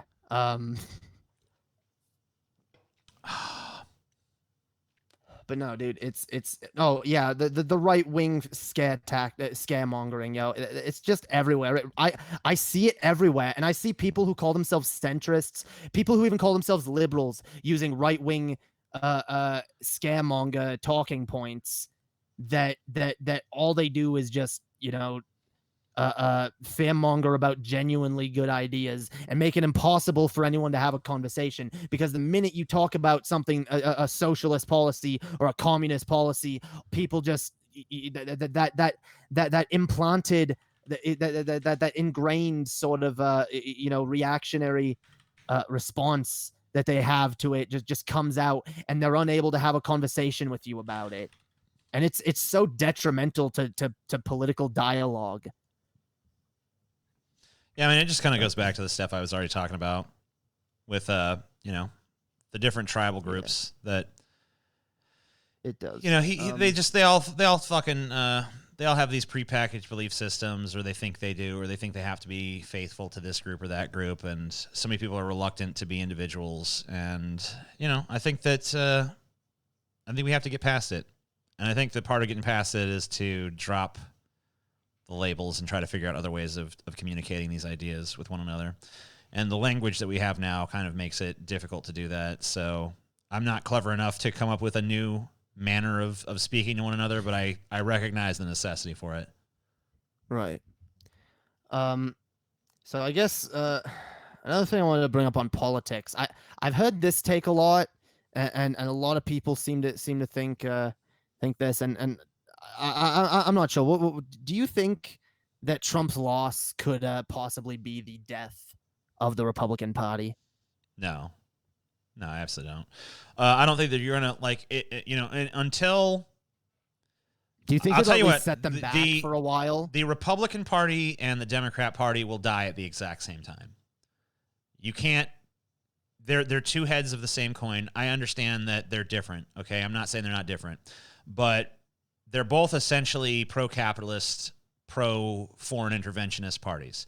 So really what the difference is on social issues, the Democrats are a little bit more left. They're about as far left. They're as far left as you can reasonably be under fucking capitalism without fucking crossing into democratic or social democracy or whatever you want to call it. So that's where they are. Like gays are okay. We like trans people. Oh yeah, black people are good and stuff. But we still support the system that historically has oppressed all that. But we can reform it and we can make capitalism love everybody or whatever. That's their thing. And then the Republicans are like, we don't give a fuck about any of that. Just yay capitalism, and you can have guns and abortion's bad or whatever the fuck, religion. So they both have little virtue signals, and within the context of those little virtue signal-y issues, they might do a thing or two to advance this interest or that interest. But for the most part, they fundamentally support the same system. That's why the foreign policy of Trump is not all that different than the foreign policy of Obama, which was not all that different than the foreign policy of Bush, which was not all that different from the foreign policy of Clinton, which was not all that different from the foreign policy of Bush and Reagan before him, and so on and so forth. And it goes back for quite some time. So you see the foreign policy is basically the same. Our military adventurism is basically the same. The American empire is basically functions under the same set of principles and against the same, actors as we've always been in 1,000 proxy wars against Russia and China for a very long time now. So foreign policy, Democrats and Republicans the same. Wall Street economics, their economic policies, some marginal differences here and there, but for the most part, pretty fucking much the same. And then, the social issues, which is like usually where the big wedge is. And then, sort of like they find these little issues where look, are the Democrats a little better on healthcare stuff than Republicans? Yeah, in my opinion, they are. And but like they're both propping up the same system, and they both know it. There's no delusion in these people's minds that on many issues they're on the same fucking team, and they make a big pageant out of like their disagreements. They build those up into like, oh, it's a war for the heart of America, but really they've already privately agreed on 90% of what America should be. And so, it's in the vested interest of both parties to keep any sort of like, if you're a leftist, your whole thing is like this entire system is sick and it's time to tear it down. Or at least, some people would say tear it down tomorrow. Some people say chip away at it gradually, whatever your approach may be. But your ultimate goal, if you're on the left, is like this entire thing's got to go. This is all fucked. So that's obviously an existential threat to the Republicans and the Democrats. And the only way that they go away is if either the far left or the far right starts to take over. And if the far right takes over, then we'll go from American style private private interests controlling the means of production, and then we'll go to something more like what China had or what Nazi Germany had, which is like the state controls the means of production. Or it'll be the left, and in which case it'll be the people that own the means of production. And that's a really like super remedial 101 kind of understanding, but that's the basic gist of it. And so I think that the Republicans and the Democrats, they go away at the same time. You're not going to see the fall of one party and I heard this shit when Obama got elected. Like the Republican Party is done. Bush is leaving. Historically unpopular. There was a blue wave. America is going to be blue for the next 40 years. It wasn't even blue for 8. So, I mean, it's just bullshit.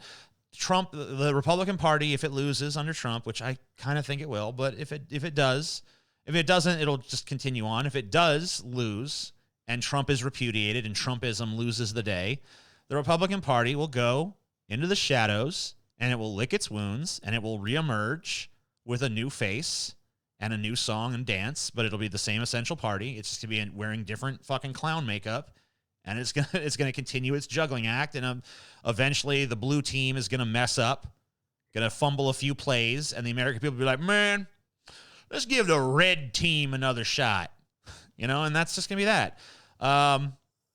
So until the people are ready for actual existential change and decide that the Democrats and the Republicans are both full of shit, until the populace at large agrees with that premise and decides to oust these motherfuckers, then you'll see the parties go away. But when you see the day the Republicans die will be the day the Democrats die as well. It's not going to be one party falls. They're in a perfect little equilibrium right now, and maybe it goes up this way, but it's always going to go back that way. And ultimately, it's right. If you look at the average, it's right about here.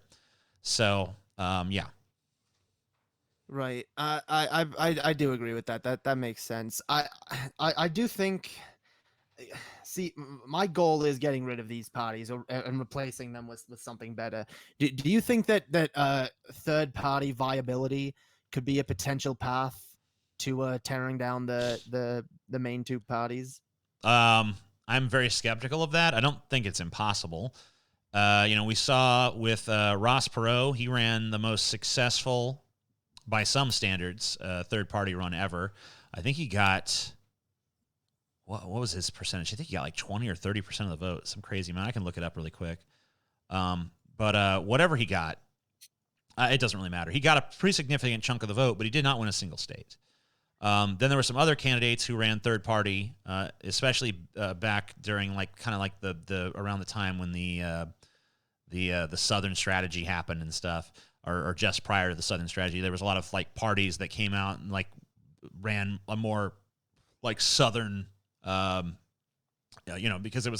they'd just done like the civil rights stuff was going on, and there was a few people like I can never fucking remember his stupid name. A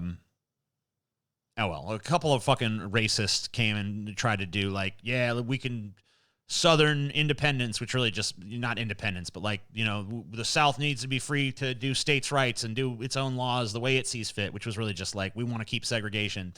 And a few parties ran on that and actually won a few states in the South, even though they got lower percentages than Ross Perot. But Ross Perot, by most standards, I guess would be the most successful if you're looking at just raw percentage of the vote, but he didn't win a single state. He didn't get a single electoral college vote. So it's really hard for a third party to win. Typically we have not seen the third parties. We haven't seen the Libertarian Party or the Green Party ever break 5%, as far as I know. Right. So, I mean, they're pretty fucking, they do pretty anemic, they do pretty bad, and I think it's usually because people, like, part of the fucking scam of the two parties is, if you are a left-leaning person, you feel like, oh fuck, if I don't vote for the Democrats, then I might lose we might lose this right or that right because they're after it, and the Republicans think the same thing. Oh, they're going to come for my guns, and they're going to come for this and that and the other thing. And people are so scared that the other party's going to win, forgetting that, like on most things, these parties are in total agreement. And so they don't vote third party. And I don't think they ever will. I really just don't see it happening.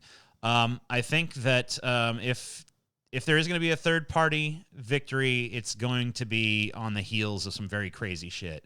Like, you're going to have, like, Americans in general are going to have, like, there's going to have to be some sort of very charismatic figure that rises up, as a third party or as an independent that's able to garner massive countrywide support. Ross Perot was not quite that, but he was close to that, I guess, because he was able to get a pretty healthy chunk of the vote.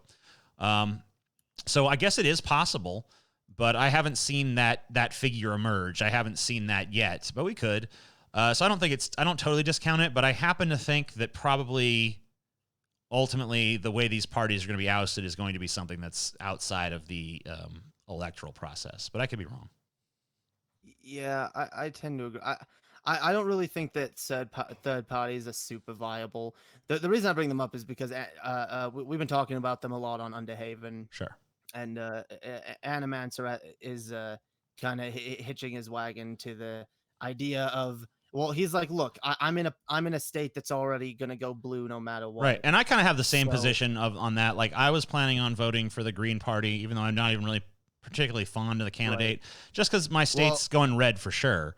I mean, if I saw a poll that said it was close here, then I'd consider fucking sucking it up and being like, all right, I guess I'll fucking hold my nose and do the Biden vote. Animancer is actually voting for Yo Jorgensen, the Libertarian candidate, because he believes she has a better chance of getting over 5%.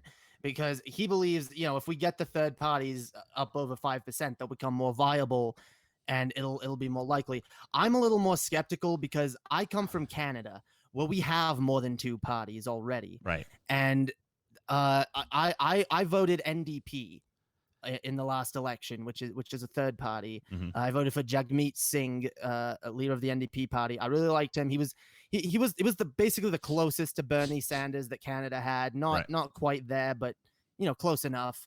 I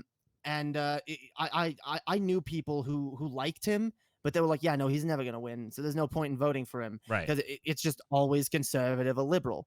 And I think that's pretty much exactly what'll happen here now, if we. Yeah, I mean, like in the U.S., I mean, like the system is really built to be a two-party system. Like even in the Right. past, you know, even when there were other parties, like there used to be like the Whig Party, and there used to be the Republic. I think it was like the Democratic Republicans and the Whigs or something. And you know, even the only time when one of those parties died was when it was immediately replaced by another party that was, and the two-party monolithic sort of thing, or I guess not monolithic, but like duolithic sort of structure where there's two parties in opposition to each other, and you have this very binary choice. Like, it's really weird. And George Carlin pointed it out a few times. Like, you know, you go to the fucking store, it's like there's like 70 fucking different kinds of like Oreo and shit. But when it comes to like something important, like who's gonna lead the country, it's like you got two choices: red team or blue team. Your choice. Go ahead, make your decision, America. Thing. I really do see the argument that I think Paul makes the argument of like we just have too many choices. It's like sensory overload everywhere we look. Like you go on Netflix, there's so much to watch. You don't even know what to watch. You want to buy a game, you don't know what game to buy. You want to fucking listen to music. Like everywhere you we're go, spoiled for so choices. many fucking choices. It's almost like we're paralyzed by like, whoa, look at all these choices. But then with politics, it's like, here's your two choices. What you want? Which one? Right. Which of these two? Doesn't it seem we don't like have that mentality in anything else? It's insane. Yeah, I mean, it's like, you know, you can have you can watch, like you said, like you go on Netflix, you can watch a billion different TV shows. There's a bunch of different products that are begging for your fucking money. You know, you could have like so many different styles of shoes. You can buy a different fucking I don't even know how many brands of fucking canned ravioli or whatever the fuck. But when it comes to picking your president, red team, blue team, which one you want? Red team, blue team. Red team, blue team, red team, blue team. It's almost as if we're given all these choices and other things, almost to like, give us the illusion that, hey, you have choice. You have a free life where you can make your own choices and have whatever you want. But when it really matters, we have no choice. We're just playing the game. We're just cogs in the machine. And the little bit of political power that we have, they try to take it away from us and make it meaningless by we vote for Bernie Sanders and oopsie, some fucking votes disappeared. Oh man, we lost the vote truck from the Hispanic district where Bernie Sanders does good. Oops. Yeah, ain't that the darndest I guess thing? Biden wins Texas after all, you guys. Yeah. Like, okay, sure thing, man. That sounds great. Awesome. Which is why I also see the kind of like the cynical, pessimistic take of like, you know what, fuck politics, I'm not even getting involved, it's pointless, you know. I disagree with that though, because I don't believe in not fighting. I believe in taking some action rather than none. Yeah, I'm not so to the people who just donating, I don't want you guys to think you're being ignored. Donations will be read at the end. Ignored. You're garbage. And even if you even if you donate and then you have to go, this stream will stay up, so you can always come check out what I said to your thing later. But yeah, everything will be responded to in the due course of time. So yeah, just throwing that out there. Yeah. So what else we got? Okay. We can move on to anything else yet? Not really. Then we can move on to nothing. I guess there was a couple topics here. Okay.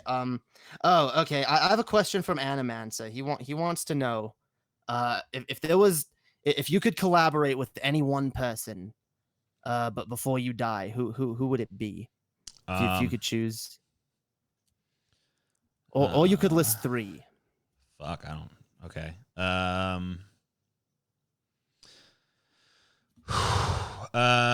They could be alive or dead. Okay. I don't really know. I don't really feel like I want to collaborate with anybody. I mean, I guess I do collaborate with people, but I don't really, I don't want to. You don't want to like collaborate with like. I mean, see the thing about I guess I collaborate with Paul and Scotty, and I guess that's fine. It fell into that rhythm naturally, and I don't have any animosity towards them. But like, just in like asking me from like a direct standpoint, like who would you like? I don't want to collaborate with people. I just want to tell them what to do to make my vision happen. So I don't really. I'm not really too fond of then. Just whoever could fucking make it happen. Like if I want if I'm making a movie or something and I want there to be the best visual effects, I want the best visual effects person, you know? Right.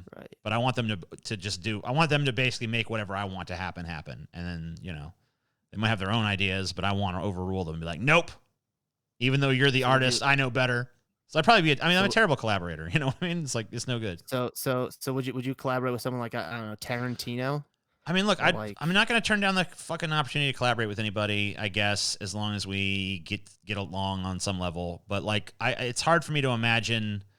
I feel like the collaborative thing, I guess here's the issue. I feel like it's contingent more on how I get along with a person rather than like what talents or skills they might have. Like, I love, oh man, George Carlin, he was so fucking funny and we agreed on so much. Wouldn't it be crazy if we like wrote a screenplay together or something? But, you know, maybe me and George Carlin get on each other's fucking nerves and, you know, I think he's a control freak and he thinks I'm a moron. Like, who fucking knows?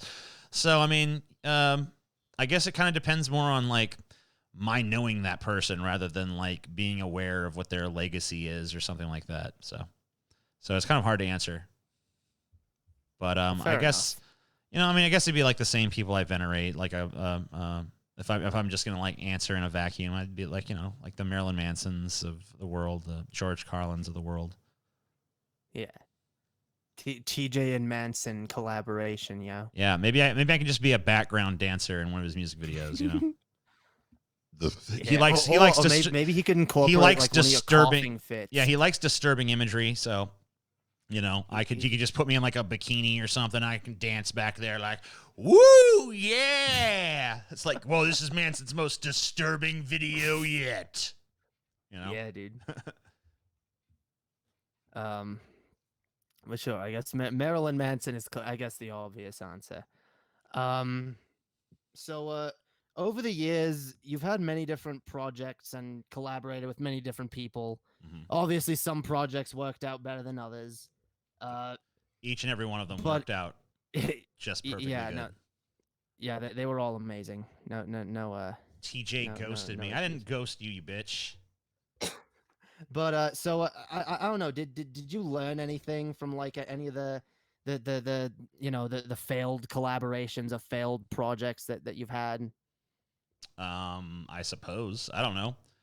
I'm not really. Yeah. I mean, I don't know. It depends on what you're going to consider. Like, I can't really think of something I think of like as an absolute failure, because everything there was everything I can think of something came out of it. I think that's like I think that's like the best you can really do is like create something. I guess a better way to phrase it would be, what were some of the things you learned from like the more negative aspects of some of your past, you know, projects? Because like I've heard Paul talk about recently about basically Paul had a point about how he's learned, you know, you don't let the community run you don't let the fans run the show. Oh, like with DP and stuff. Yeah. I'm sure I've learned some stuff, but like once again, I'm not a very past-minded person, and that sometimes frustrates people about me because they always want, what do you think about this? You remember this? You remember that? It's like I'm in the moment, you know.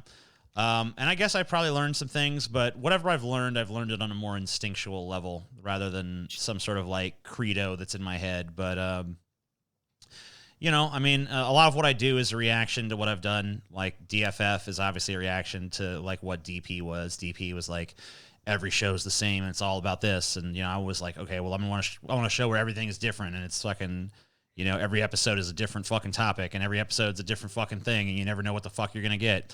And it's like, well, okay, well, you don't have the same like stability there, but you know, you have way more, like it's way more fun to make, you know?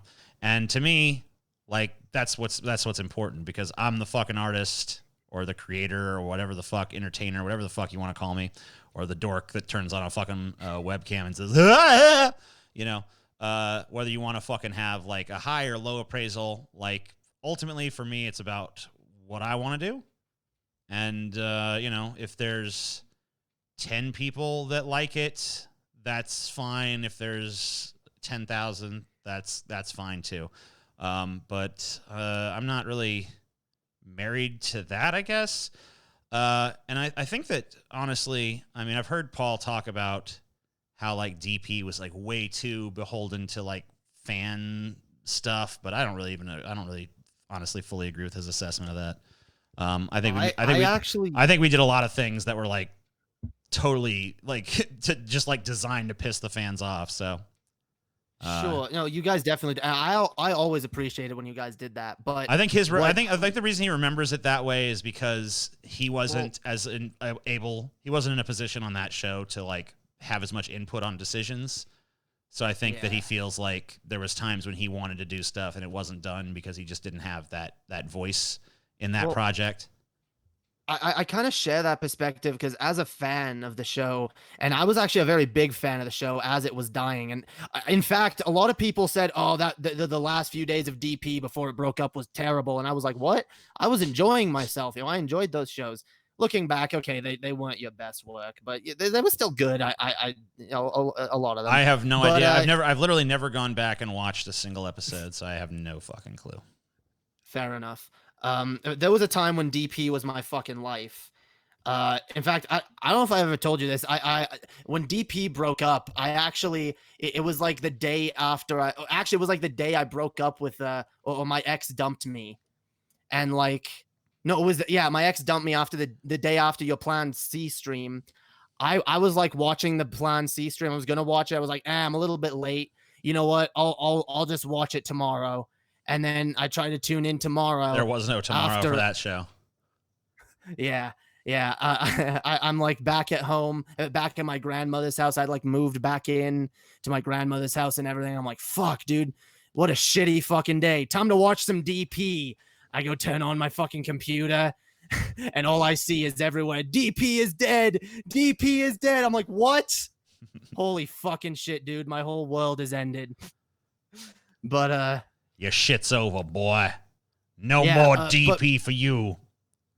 No, but my perspective then really was that the biggest. So I need to hold on. I need to explain to some people what Plan C was. So on when we did DP, if Ben did a show without us, he called it Plan B. So we fucking ended up doing a show without Ben, and we called it Plan C. And then that show ended up getting taken down.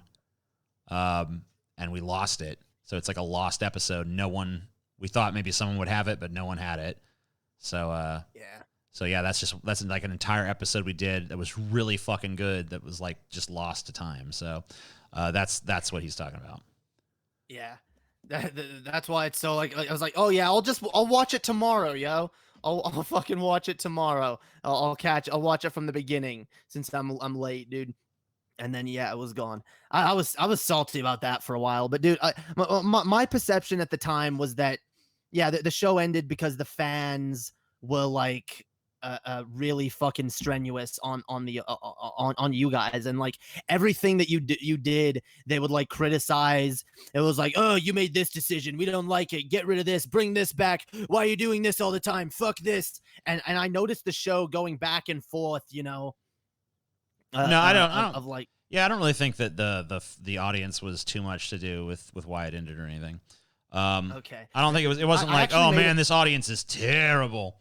No, I mean, like when we started our new show, we knew we had to get rid of some of them because, like, not because necessarily they were a bad audience, but just because we knew they weren't the right audience for what we were going to be doing.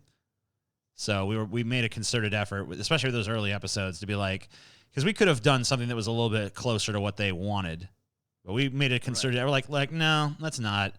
And we adopted a fucking monetization model that was more built around let's fucking build a smaller, more exclusive fucking community of people that like the shit we're doing.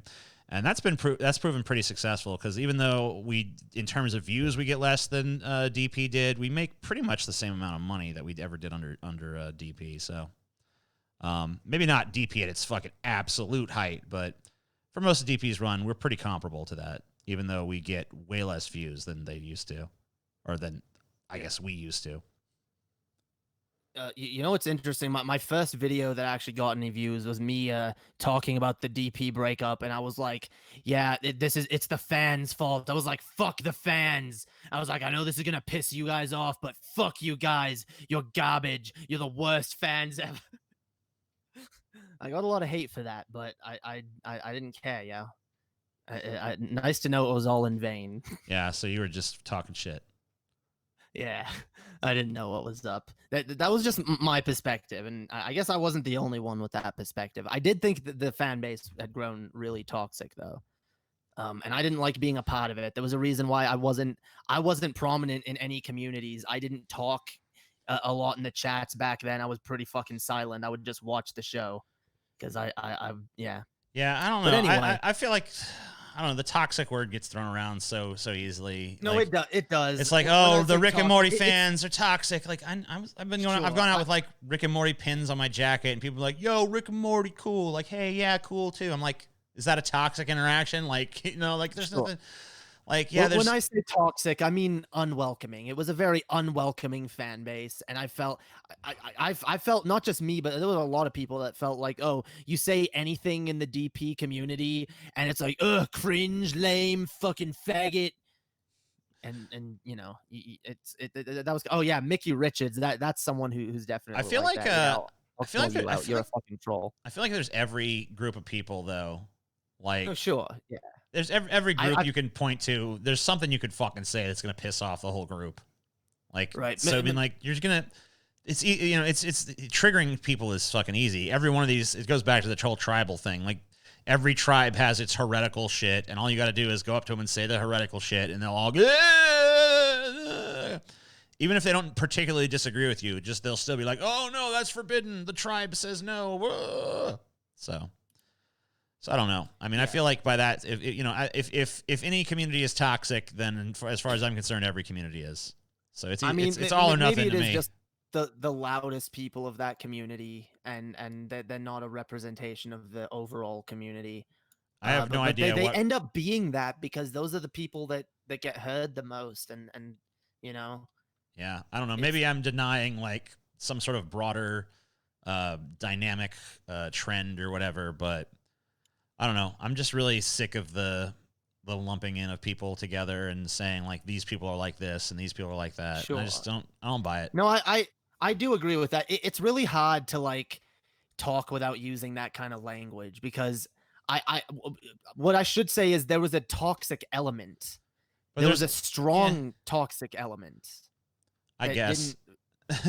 I don't know, but like once again, like toxic is a subjective term and all this shit. I mean, I don't mean to fucking be too fucking deconstructive with shit to the point of like, there's nothing like what is reality? But like, like one man's toxic is another man's like, wow, I'm home. This is great. Finally, people who get me, So I don't know about this whole toxic shit. Sure. It is all subjective. I will agree with that. My definition of toxic is way different from someone else's definition of toxic. So and I fully accept that. And maybe I should look at it with a bit of a broader perspective. Oh yeah. Where'd my phone go? God damn it. You lost it up your fucking asshole. Yeah, dude. I shove it up my yeah, I don't have any bananas around, so I had to improvise. Had to shove my phone up my ass. I just fucking uploaded a picture of a banana, then shoved it up my fucking ass. I didn't have much else. Oh, you wait. I want to ask you this. You have ADHD, right? Yep. Like you do seem to. So do you have like a hard time like sitting down and like making a video or like writing something out or like planning shit? So I have this thing I'll do where if I'm trying to write something, I'll pace around and I'll think about what I want to write, and then I'll start writing, and then I'll pace around some more, and then I'll end up thinking about something totally different, and then I'll just start that new thing, and I'll have like 80 things or some shit like being worked on at once. And like a lot of them, dude, I do that all the time. A lot of them will never be continued and stuff, but some of them will. Yeah. And it's just like I just try to like lean into it, and certain things it's just hard to focus on, so I'll just do. I'll just bounce around between the things, and eventually some stuff gets done. So right, that's about the best I can do. Now, I don't know. I could focus on stuff like you see me bouncing and stuff. I mean, well, you don't see me because you're not looking at the stream. I do it too. But yeah, I'm like, I bounce Um, around and stuff, and I like I'm doing it get right now. I get a little can't help antsy it. and my legs bounce and shit like that.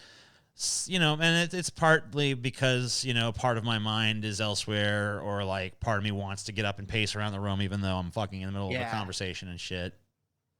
Oh, dude, I've started doing because like I told you, like right now I'd be doing stoned rejects with Animancer, Mhm. because I can use a headset when I play that, when I do that, and I'm usually playing a video game. I'm usually literally standing up and like walking around the room while I'm playing the fucking game, Right. you know, and I find that to be like literally the most comfortable way for me to stream, and I wish I could do that all the fucking time, but I can't do that with most of the content I do. I have to sit in front of a chair on camera, Yeah. and I hate it, dude. I always want to get out, get up, go outside, smoke. That's why I do a lot of my streams outside, because I enjoy just sitting outside, and because then I can get up and walk around and take my camera with me. Yeah, well, I mean, smoking is pretty cool. So, Yeah. you know. I guess you don't do that anymore. Fucking props though, TJ. A lot of people thought you couldn't fucking do it, dude. You proved them wrong. Well, I mean, you know, there's I still have to continue to do it every day for Right. or not do it, I guess, every day for the foreseeable future of my existence. So, you know, who knows? Congratulations, maybe premature.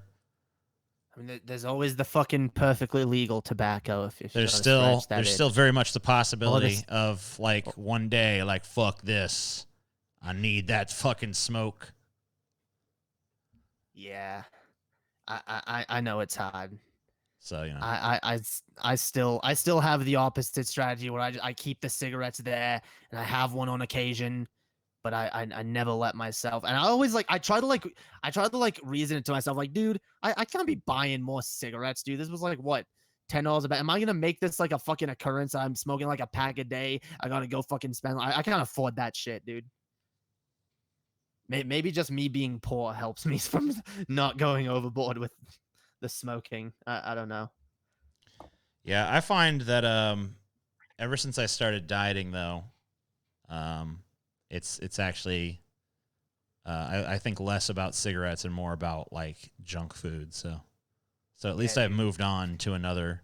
I mean, Well, have you? I still all the time. I mean, you know, it's still not uncommon for me to be like, man, I could go for a fucking cigarette, but like now it's more like, oh man, I could go for a fucking box of donuts or whatever. But you know, I mean, I guess I don't know what's worse for you at this point, the cigarettes or the junk food. I don't know. I mean, The junk food is if the you can, craving for the junk food is worse. I don't know which one's actually worse for my body, but right? I mean, if you can moderate the junk food and like, yeah, you got your cheat day. the junk food, once a week. yeah, the cigarettes I've pretty much had to quit completely. The junk food I can do in moderation, but moderation is really like I find it's easier for me to be cold turkey than it is to be moderation. But I also find that you know, with even the fucking phrase cold turkey, I'm like, cold turkey. So I don't know. I'm naturally pretty much a fat ass, so I need some indulgence in that area, or I'm just gonna snap. So, because that's a way more So like the eating thing. That fucking like smoking is cool and all, and you can get addicted to it, and you know, obviously you want to smoke and shit, and that's a thing. But wanting to eat. Like if you've established a pattern of eating over the course of your entire lifetime, that shit goes right down to the very like core and essence of your being, to the point where, you know, like if you're not eating the way that you have always eaten, you feel very wrong. Like I am acting in defiance of my very nature now. I can agree with that, because I've like got the opposite problem where I don't eat, and actually getting myself to eat is the fucking hard part. Right, and it feels probably weird. I'm assuming like, oh, Yeah, why am it I eating does. this It's food? like, It's fucking, this is wrong. This is bad. Yeah. So, oh, go ahead. Oh, I just want so that was all, that was most of the questions I had. So some of them I decided not to use, but so I guess all I really had left, I had some viewers gave me some questions that they wanted me All to right, ask well, we you. can wrap up with those, and then I'm gonna go ahead and answer Yeah. some of my Streamlabs and super chats I've gotten during the duration of this. All right. So someone wanted to ask, okay, they have a question for both of us. What is your opinion on the modern meaning of the word simp? Have any of you simped? How do you feel about people who simp? I don't know. What do you think, TJ? I mean, I think that there's definitely a point of like sexual acquiescence to a person who's not like, you can definitely go overboard being like, overly nice or supportive to someone who has done nothing for you other than be attractive to you, right? You can be like, oh man, this girl is pretty, so therefore I'm going to give her fucking money for nothing and buy her presents and all this stuff in like some vain hope of maybe one day she'll pay me some attention or whatever. So I think that definitely is a form of simping. I don't really think that like supporting a girl's like OnlyFans or something is simping, because you're getting something. Like, to me, it's all about what the reciprocation is in the equation. Like, if you're getting some fulfillment out of it, then I don't think it's simping. But if you're not getting any fulfillment out of it, but you just have this like wish that one day maybe you'll get the attention you want and you'll become fulfilled or something, then I think it's simping, and I think it's kind of pathetic and sad. Yeah. Now, I don't really like the term simping, but that's where I'd basically draw the line on what simping is. And, there can be too much acquiescence in relationship dynamics and stuff like that, but people really have to decide that shit for themselves. And honestly, like, if a dude wants to simp, then if that's what he wants to do, let him fucking simp. It's none of my fucking business.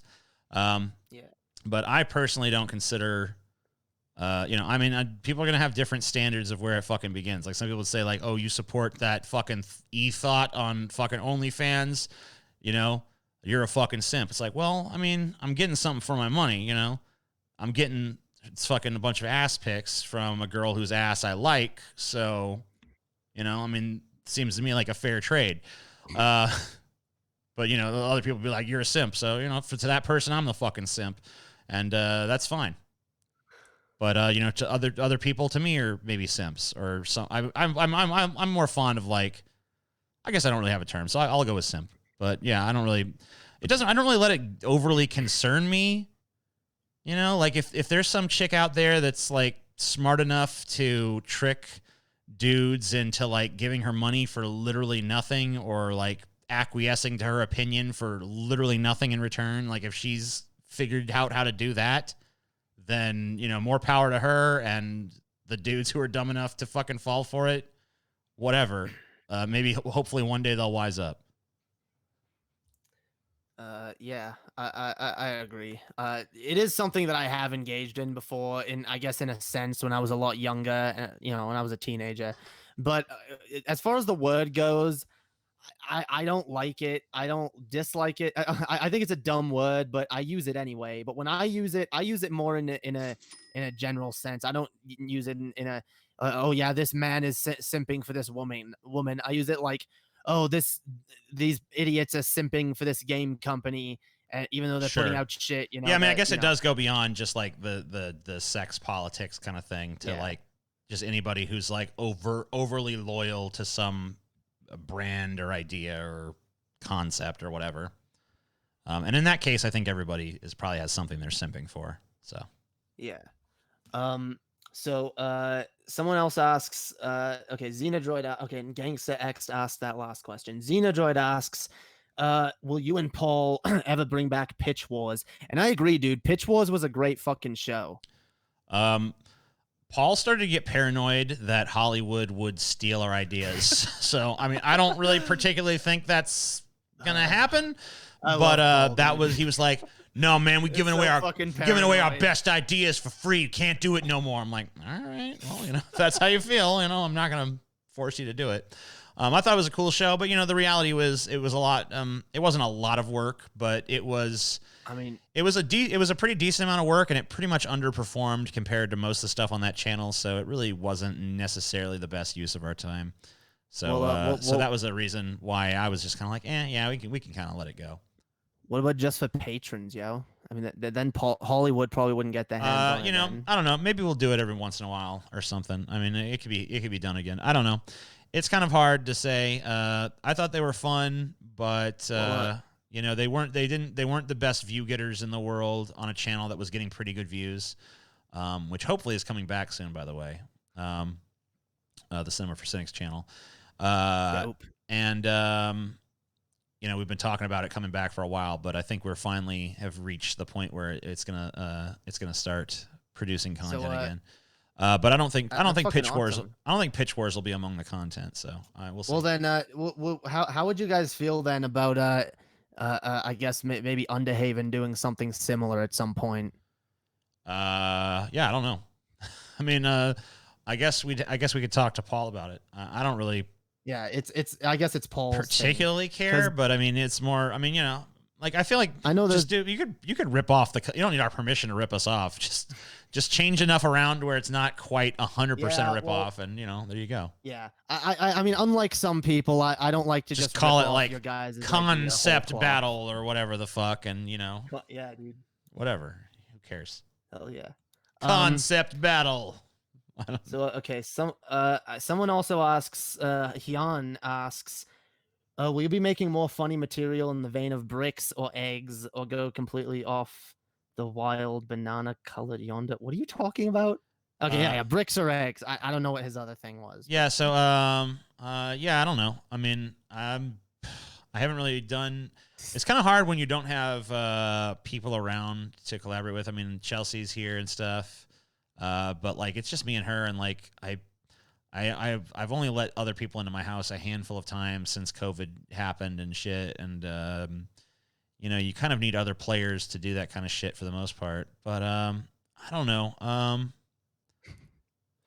don't know. I mean, that was never really a main staple of mine. That was always kind of an occasional thing. So I assume that probably some stuff like that will happen again in the future, but I don't have any plans at the moment. I'm more of a talker. Bricks, dude. Yeah, I know it can be really hard to do projects like that. Honestly, I have ideas for like videos like that all the time, but actually getting them done is a whole other story.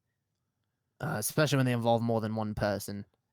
It ends up just not happening most of the time, which sucks because I mean those videos can be fun, but they can also be hard to produce.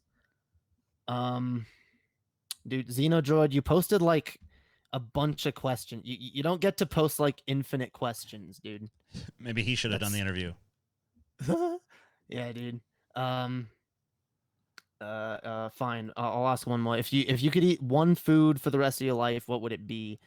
Yeah, okay. Only one food. What would it be, TJ? How specific I would hate that. How specific does it have to be? Because, you know, like if I could say like hamburgers or something, because you could put like you can make a bunch of very different hamburgers, you know, like it's so topping, like, or does it have to be down to the specific of like, you know, you have a hamburger with mushroom and this and that and the other, you know, like, is it down to that specific of a level? Because that's going to be super contingent on, you know, if it comes right down to that, like I just am forced to eat like the exact same food item forever. Like I'm going to have to pick something that's going to represent, you know, all of the nutritional needs that I'm going to have. So I'm going to have to pick something that's like robust in literally every fucking nutrient there is. And I don't know what that would be. But at that point, it'd be like a survival choice and it would be more rather than like a taste choice.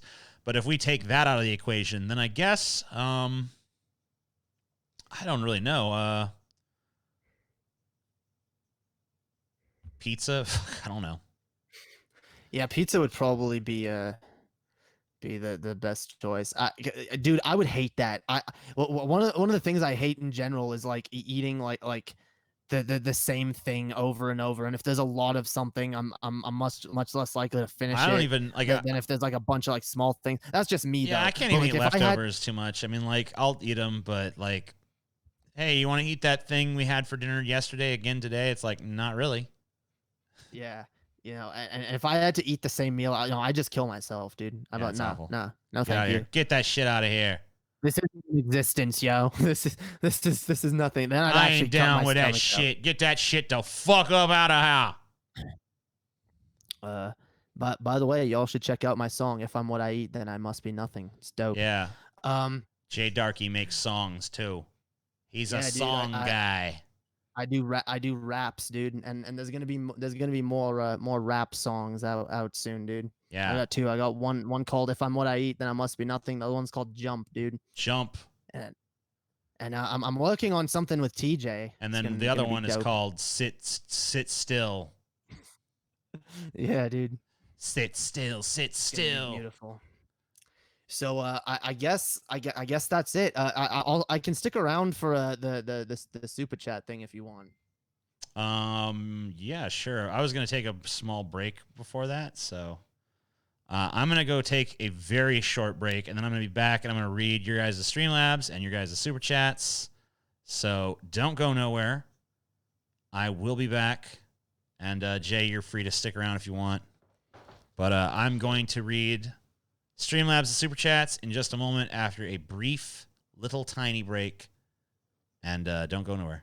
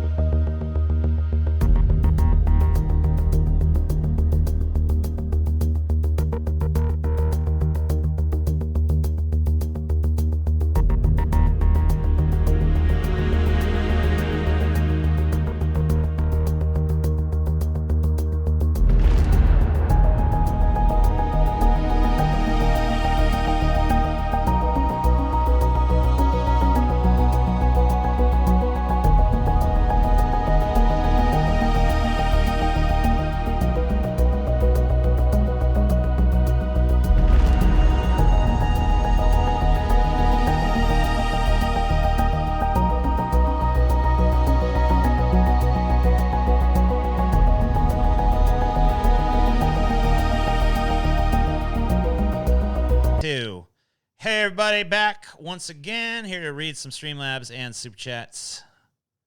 See what's going on in the Streamlabs Super Chat world. And here we go. We're doing it. We're fucking doing it. Let's see here. Let me find the beginning of this. I didn't think we got this many. Looks like we got more than I thought. Visionary Explorer 666. And, well, I made it sound like that was part of their screen name. Visionary Explorer gave $6.66, I should have said. One of the big issues with the critical thinking, has to do with humanity's lust to belong somewhere. We all surrender ourselves in order to make everybody else feel comfortable. We sell ourselves short so that nobody feels disappointed. We only want to belong. I think it's a fair point. I don't really have much to add to it. Trump, best president ever, gave $2.20 and said, TJ, please pretend I gave you $20.20. I don't have $29 to spare because I got laid off and didn't qualify for unemployment. Anyway, Trump 2020, keep America great. I think that person is trolling. I hope so.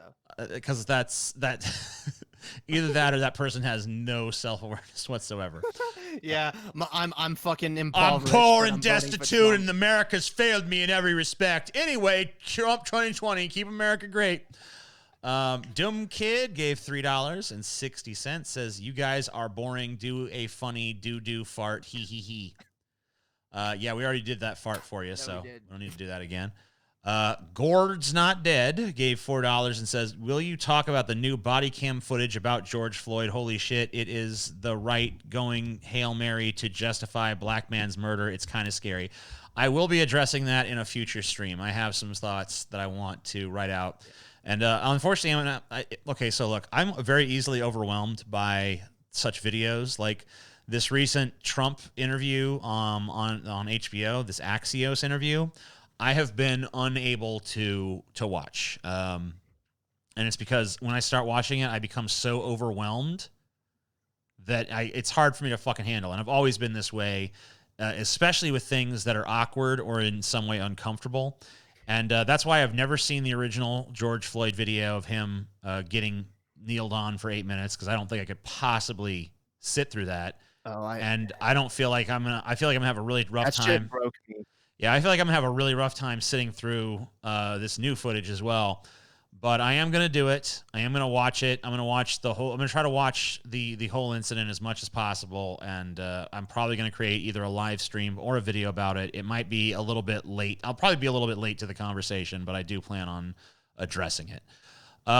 Superman Dude gave $2.01 and said everybody who fell for the Billy/Paul kayfabe is a fucking idiot.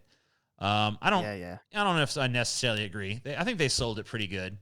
I could definitely see people falling for it, especially maybe not an idiot, but like people talking about it constantly, like after it happened, and about, oh yeah, Paul got fisted. And then I went back and I watched it, and I believed it until I watched it fucking happen. And then I was like, yeah, okay, no, that's not happening. Right. But that was a great thing about the kayfabe element on that show was you never knew what was real and what wasn't. And a lot of times stuff would really happen and people would think it was kayfabe. And then a lot of times we'd kayfabe and people would believe it and no one would call us on it. Like there were some instances where we got, people like that's kayfabe and they were right. And there were some instances like, where people said that's not kayfabe and they were right. But there was a lot of instances where you really did pull the wool over their eyes. And I'm not telling you what they are. Don't bother asking. Dark Daxter version, I can't tell if that's a 7 or a Z because it's underlined, and that kind of makes it a little bit difficult to read. But he says, he gave 666. He said, I have avoidant personality disorder, and the lack of critical thinking is one of my deepest fears. Watching people knee-jerk to narratives is terrifying and depressing. Which enemy will they paint as? I want to know a person, not what they're told to think. Yeah, I mean, that's pretty much exactly where I was coming from with the rants I unleashed earlier. Dark Daxter, I'm glad that you agree. Excuse me. Star Fox gave $4 and says, if money was no object in the world of tomorrow, especially regarding housing, which would enable people to live wherever, do you think people would almost all crowd onto the East and West coasts and a few others already crowded places like that around the world? No, I think there's people out there who definitely do not like the city, and they want to live on, they want to live somewhere rural and isolated, and they don't necessarily want to have a bunch of people around them. I don't think there's anything wrong with that. I'd stay right where I am. I love New Mexico. There you go. Tucker White 94 gave $5 and basically just posted a long string of gibberish, but thank you for the money. Shen Bapiro gave $6 and said, I could have done more today with my day off, but I spent it playing video game and listening to two 500-pound neckbeards philosophize about, well, wait, are you talking about Jay? Because Jay is not 500 pounds. Maybe you're talking about someone else. Maybe you're talking about me and Paul or something. Do you like Big Van Vader? I think he might have been the best big man, second to The Undertaker. Yeah, Vader was cool. Stallion gave $4 and says, I want to do a keen-off with Paul, keenifying songs. Is that possible sometime in the future? That seems like something to ask Paul, not me, because I can't answer for Paul what Paul might be willing to do. I can. I'm in his head. I mean, that's untrue. I could pretty much answer for Paul. No, there's no chance of that happening. Yeah, probably not. No. Yeah, he's not going to do that. Maybe you might get lucky, but maybe if you get him drunk at a meetup. Yeah, that's probably your best bet. But we don't know when who knows when the meetups will happen again.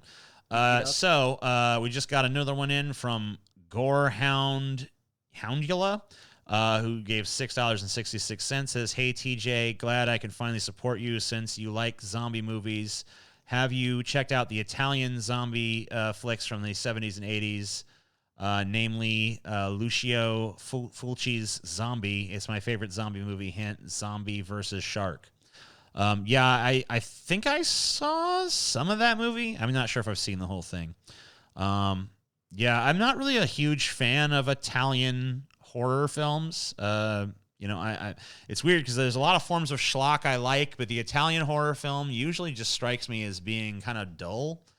But I'm certainly willing to give it a chance. But I'm pretty sure I already saw at least some of it, but I could be wrong. All right, let's move on to the super chats. Gotta scroll down a little bit to get to the new ones here. Here we go. Shia gave £2, says, when will you be on Joe Rogan again? I haven't been asked, and I have not tried to engineer it. I think it'd be rude for me to write to Joe Rogan and be like, put me on your show again. Certainly, I could do something that desperate, but I feel like my 2 appearances are probably about what's warranted. And I don't know. Maybe when he moves to Texas, I'll drop him a line and see if he wants me to do a 3rd appearance to round out the trilogy or whatever the fuck. I haven't really tried to make that happen, and he hasn't tried to make it happen. So I'm pretty cool with it not happening. But if he offered, I'd come back. Dumb Kid. Maybe when you finish your book, dude. Yeah, maybe then. Maybe when I have a book to promote, I'll try to see if I can get back on there. Dumb Kid gave $5 Australian and said, scammed again. Poor Dumb Kid. Black Magnolia gave $4.99, said, I'm only giving $5 because Jay is on. Oh, see? You're money repellent. That person usually gives $1,000 a show. Mr. Naughty Priest, who's my perpetually drunk buddy out there in the ether, gave 200 very super generous dollars and said, okay, TJ, have money. Thank you, Mr. Naughty Priest. We all love you. And we appreciate your endless generosity. You are a god among men. Doom Kid gave $2 Australian and said, your antagonist gave some money and is trying to start shit here, so I'll just skip over that. But thank you for the money. But yeah, my show's not going to be a platform for some beef between you two. So please don't do that.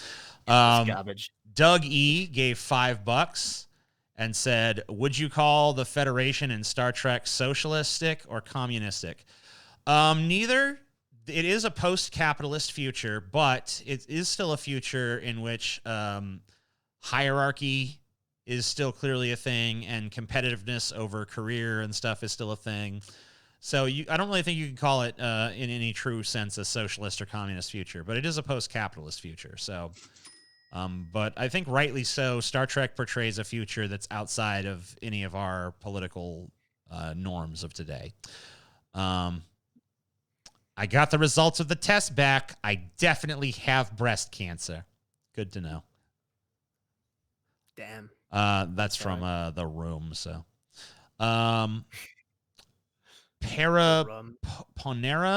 Yeah. People don't like how I say that, I guess. Gave €2 and said, work is slavery. Automation is liberation. Possibly. Depends on what kind of systems you have in place when automation takes over. G gave $6.66 and says, they collect things to identify with as a matter of social compulsion, a flawed and ultimately discriminatory attempt to find solace in community. Not sure exactly what you're referring to, but hopefully someone out there in the ether does. Zachary gave $14.99 and says, I sold my grandma's heart medication to give you this money. Well, she's lived long enough anyway. Zachary again with $4.99 says, I just want to see the butt again. Yeah, it's beautiful, isn't it? K Funky gave $2, and that's it. He didn't say nothing, but thank you, K Funky.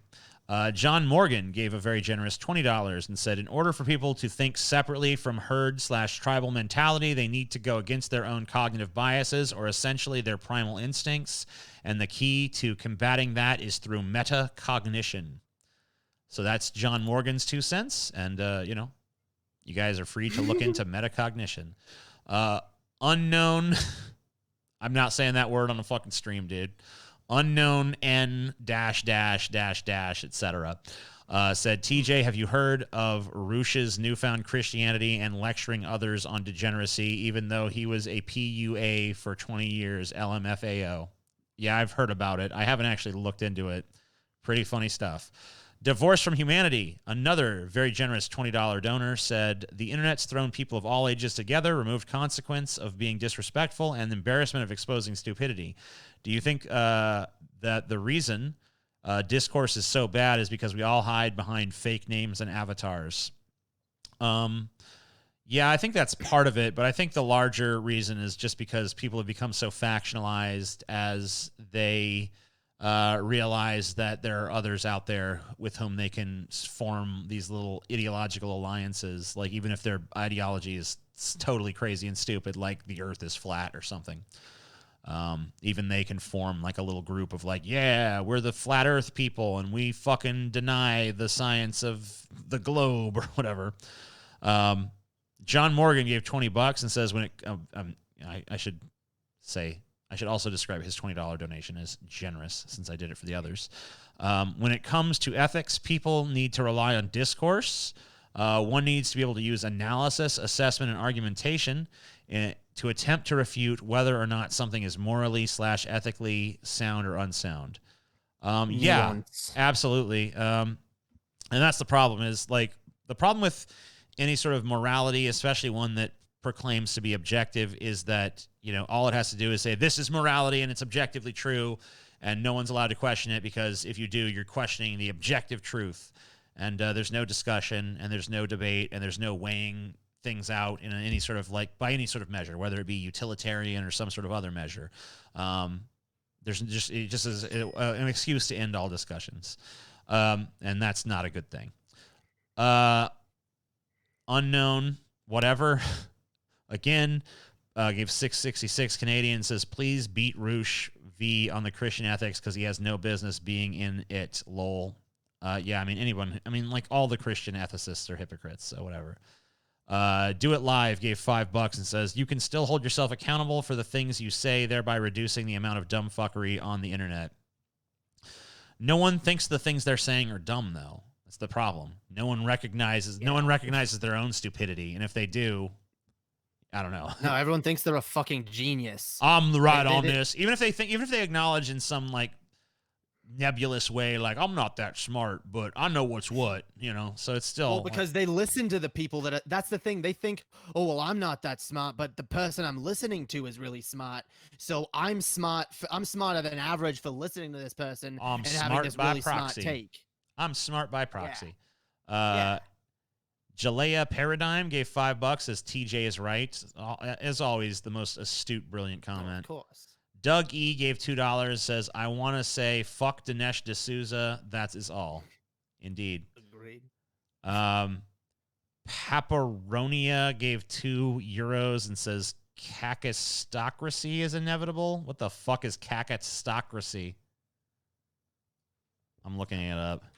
I have no fucking clue, dude. Kakistan. Is it have to do with Kekistan? No, it's not even spelled the same. Government by the least qualified or most unprincipled citizens. Oh, we got that now. That's already happened. Yeah. It's not only inevitable, it's present. It's happening. Did you see the Axios interview? I mean, come on. Mofo Jenkins gave $5 and says the battle between the elites and the majority is everlasting. The elites become overbearing, revolution occurs, new elites rise, repeat ad infinitum. Yeah, we have to break that cycle, but you're right. That is a problem. It's more than a problem. It's the problem. Sexy Xenomorph gave £5 and says, you guys, DFF crew, have mentioned working a lot. I fear your burnout, no real spare time, etc. is an issue or not. Also, butts. We're working pretty hard right now, but we're working hard so that we can have some time off later and take off some real, like we're trying to get a back catalog of episodes done so that we can have some time to just chill and not worry about it so that we can recharge. I think we've all decided that we'd rather do that than just produce 2 episodes a week and just always be right on that razor's edge. We decided to do more episodes every week. So like the way we do it right now is we shoot episodes on Monday, Tuesday. No, sorry, we actually don't do Monday. We do Tuesday. We do Scotty's episode.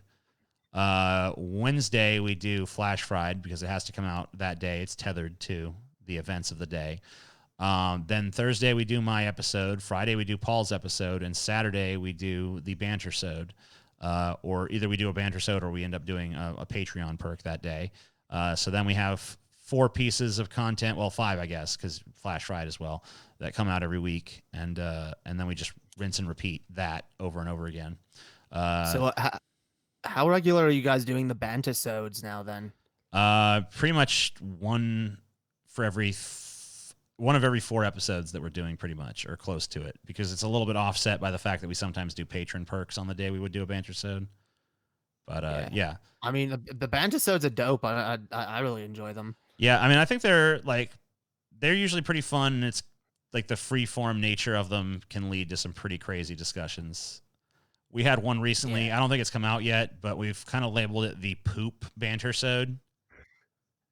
And it ends with pretty much the most disgusting conversation that I've ever had in my entire life. So, damn. Yeah, it gets really weird. Wait, yeah. It gets really fucking awesome. Weird, but also really funny. And let's see. The Spinosaurus aegyptiacus gave that $5. He just did I got the results of the test back. I definitely have breast cancer. And then Classic Baseman gave $10 and says, I got into an argument about nihilism with someone, and their argument against nihilism was that you cannot destroy energy, so therefore there's a meaning and purpose to life. Okay. What? Like that's the point where you just walk away. It's like, okay. That makes no sense. I have decided that you are not worth talking to, and I am vacating this area, sir. I am getting out of here. All right. Well, that concludes I believe that's all the Streamlabs and all the Super Chats. I had one question from someone here who was trying to donate. Okay. They asked you, can you relay this question to TJ? Said, how can we transition from our current system to something close to a democracy? We have obviously a form of like representative democracy here, and there's clearly some problems with it. Most notably the 2-party stranglehold, this like what I like to call false dichotomy politics that seem impossible to escape right now. And then, it's obviously a representative democracy instead of a true democracy. And unfortunately, it seems like the representatives don't often actually represent the will of the people, because there can be things that pull very well with the citizenry that are literally political non-starters in Washington, which if they were actually representing our interests should definitely not be the case. The problem is they've been bought off. So step 1 is getting money out of politics. Step 2 is probably adopting something like along the lines of I don't remember what the exact term is, but like the tiered choice voting, where you can vote for the party you actually want to vote for, but then you could say, okay, but if that party loses, then I want my vote to go to this party instead. So that's not, I think it's ranked choice voting actually is what it is. Yeah. So I think we should implement ranked choice voting. It does have some problems that are inherent to it, but I think they're less severe than the problems that already exist under our current system. So I think that it makes sense to do. So I'd say ranked choice voting and end super PACs, get money out of politics. Any fucking politician caught taking these kickbacks needs to be severely fucking penalized by losing their political position. And we need to get rid of lobbyists. Just all the fucking dirty dealing that goes on has to stop. And it's very, very difficult to do that. Yeah, good luck. I also think that there should be national ballot initiatives on certain issues. You know how, in your local community, you can vote on, we're going to vote on Prop 21 to legalize marijuana or whatever. There should be national versions of those. We should abolish the Electoral College and switch to a popular vote system. That's also a good idea. Paul's Fat Ego gave $4. It says, I have difficulty focusing on reading because my mind keeps wandering off and I read without it really registering. You say you don't finish many books. Do you have this? I think everyone has that. That's when you just have to go back and read it again. Oh, yeah. And that can happen, especially when your mind starts to wander off. When that happens, you just got to read the fucking passage again. I've decided to start doing I usually watch TV, but I'm going to do a night a week where I just read exclusively. to kind of get back in it. It's also not just for the sake of getting back into reading books, but also to help improve my terrible focus. Yeah, but that's it. I'm wrapping it up from there. Thank you guys for joining us. Thank you, Jay, for being here and for posing the questions that you posed. You guys can subscribe to Jay's channel down below in them comments in the that's comment section in the description section of this video. You'll see Jay's channel link right up in there. And in fact, I can, now that we're done streaming, I can go ahead and take the grift link off and just put Jay's link on top. Hopefully get him some viewers and shit. And thank you guys for watching. Subscribe. Jay was a little nervous on here, but usually he's a little bit more focused. Hell yeah, dude. And high energy ranting. High energy. Over at my high energy. But we also do Underhaven. Y'all should check that out, dude. Yeah. Me, Animancer, and Swagta. It's a dope fucking show. Do it. Check it out. A lot of stuff to check out. Check them out. Chelsea's blasting the links in the description, and the link is also she's blasting links in the chat. I've put it at the top of the description. Check out Jay's channel. Have a good one. See you guys later. Hope you enjoyed. And, if you have anything to say about this discussion, I look forward to reading it in the comments down below, since I wasn't able to look at the chat as much as I would have, I would have hoped or whatever. Well, not really hoped because, but, yeah, I look forward to reading your guys' comments and stuff. And if you have your own unique take on any of these issues, I can't wait to see what you have to say. I love reading those comments, even the ones that disagree, as long as they actually provide some kind of argument. If they got no argument, then I don't really like them as much. Anyway, that's Jay Darkey, and I am the Amazing Atheist. Peace the fuck out.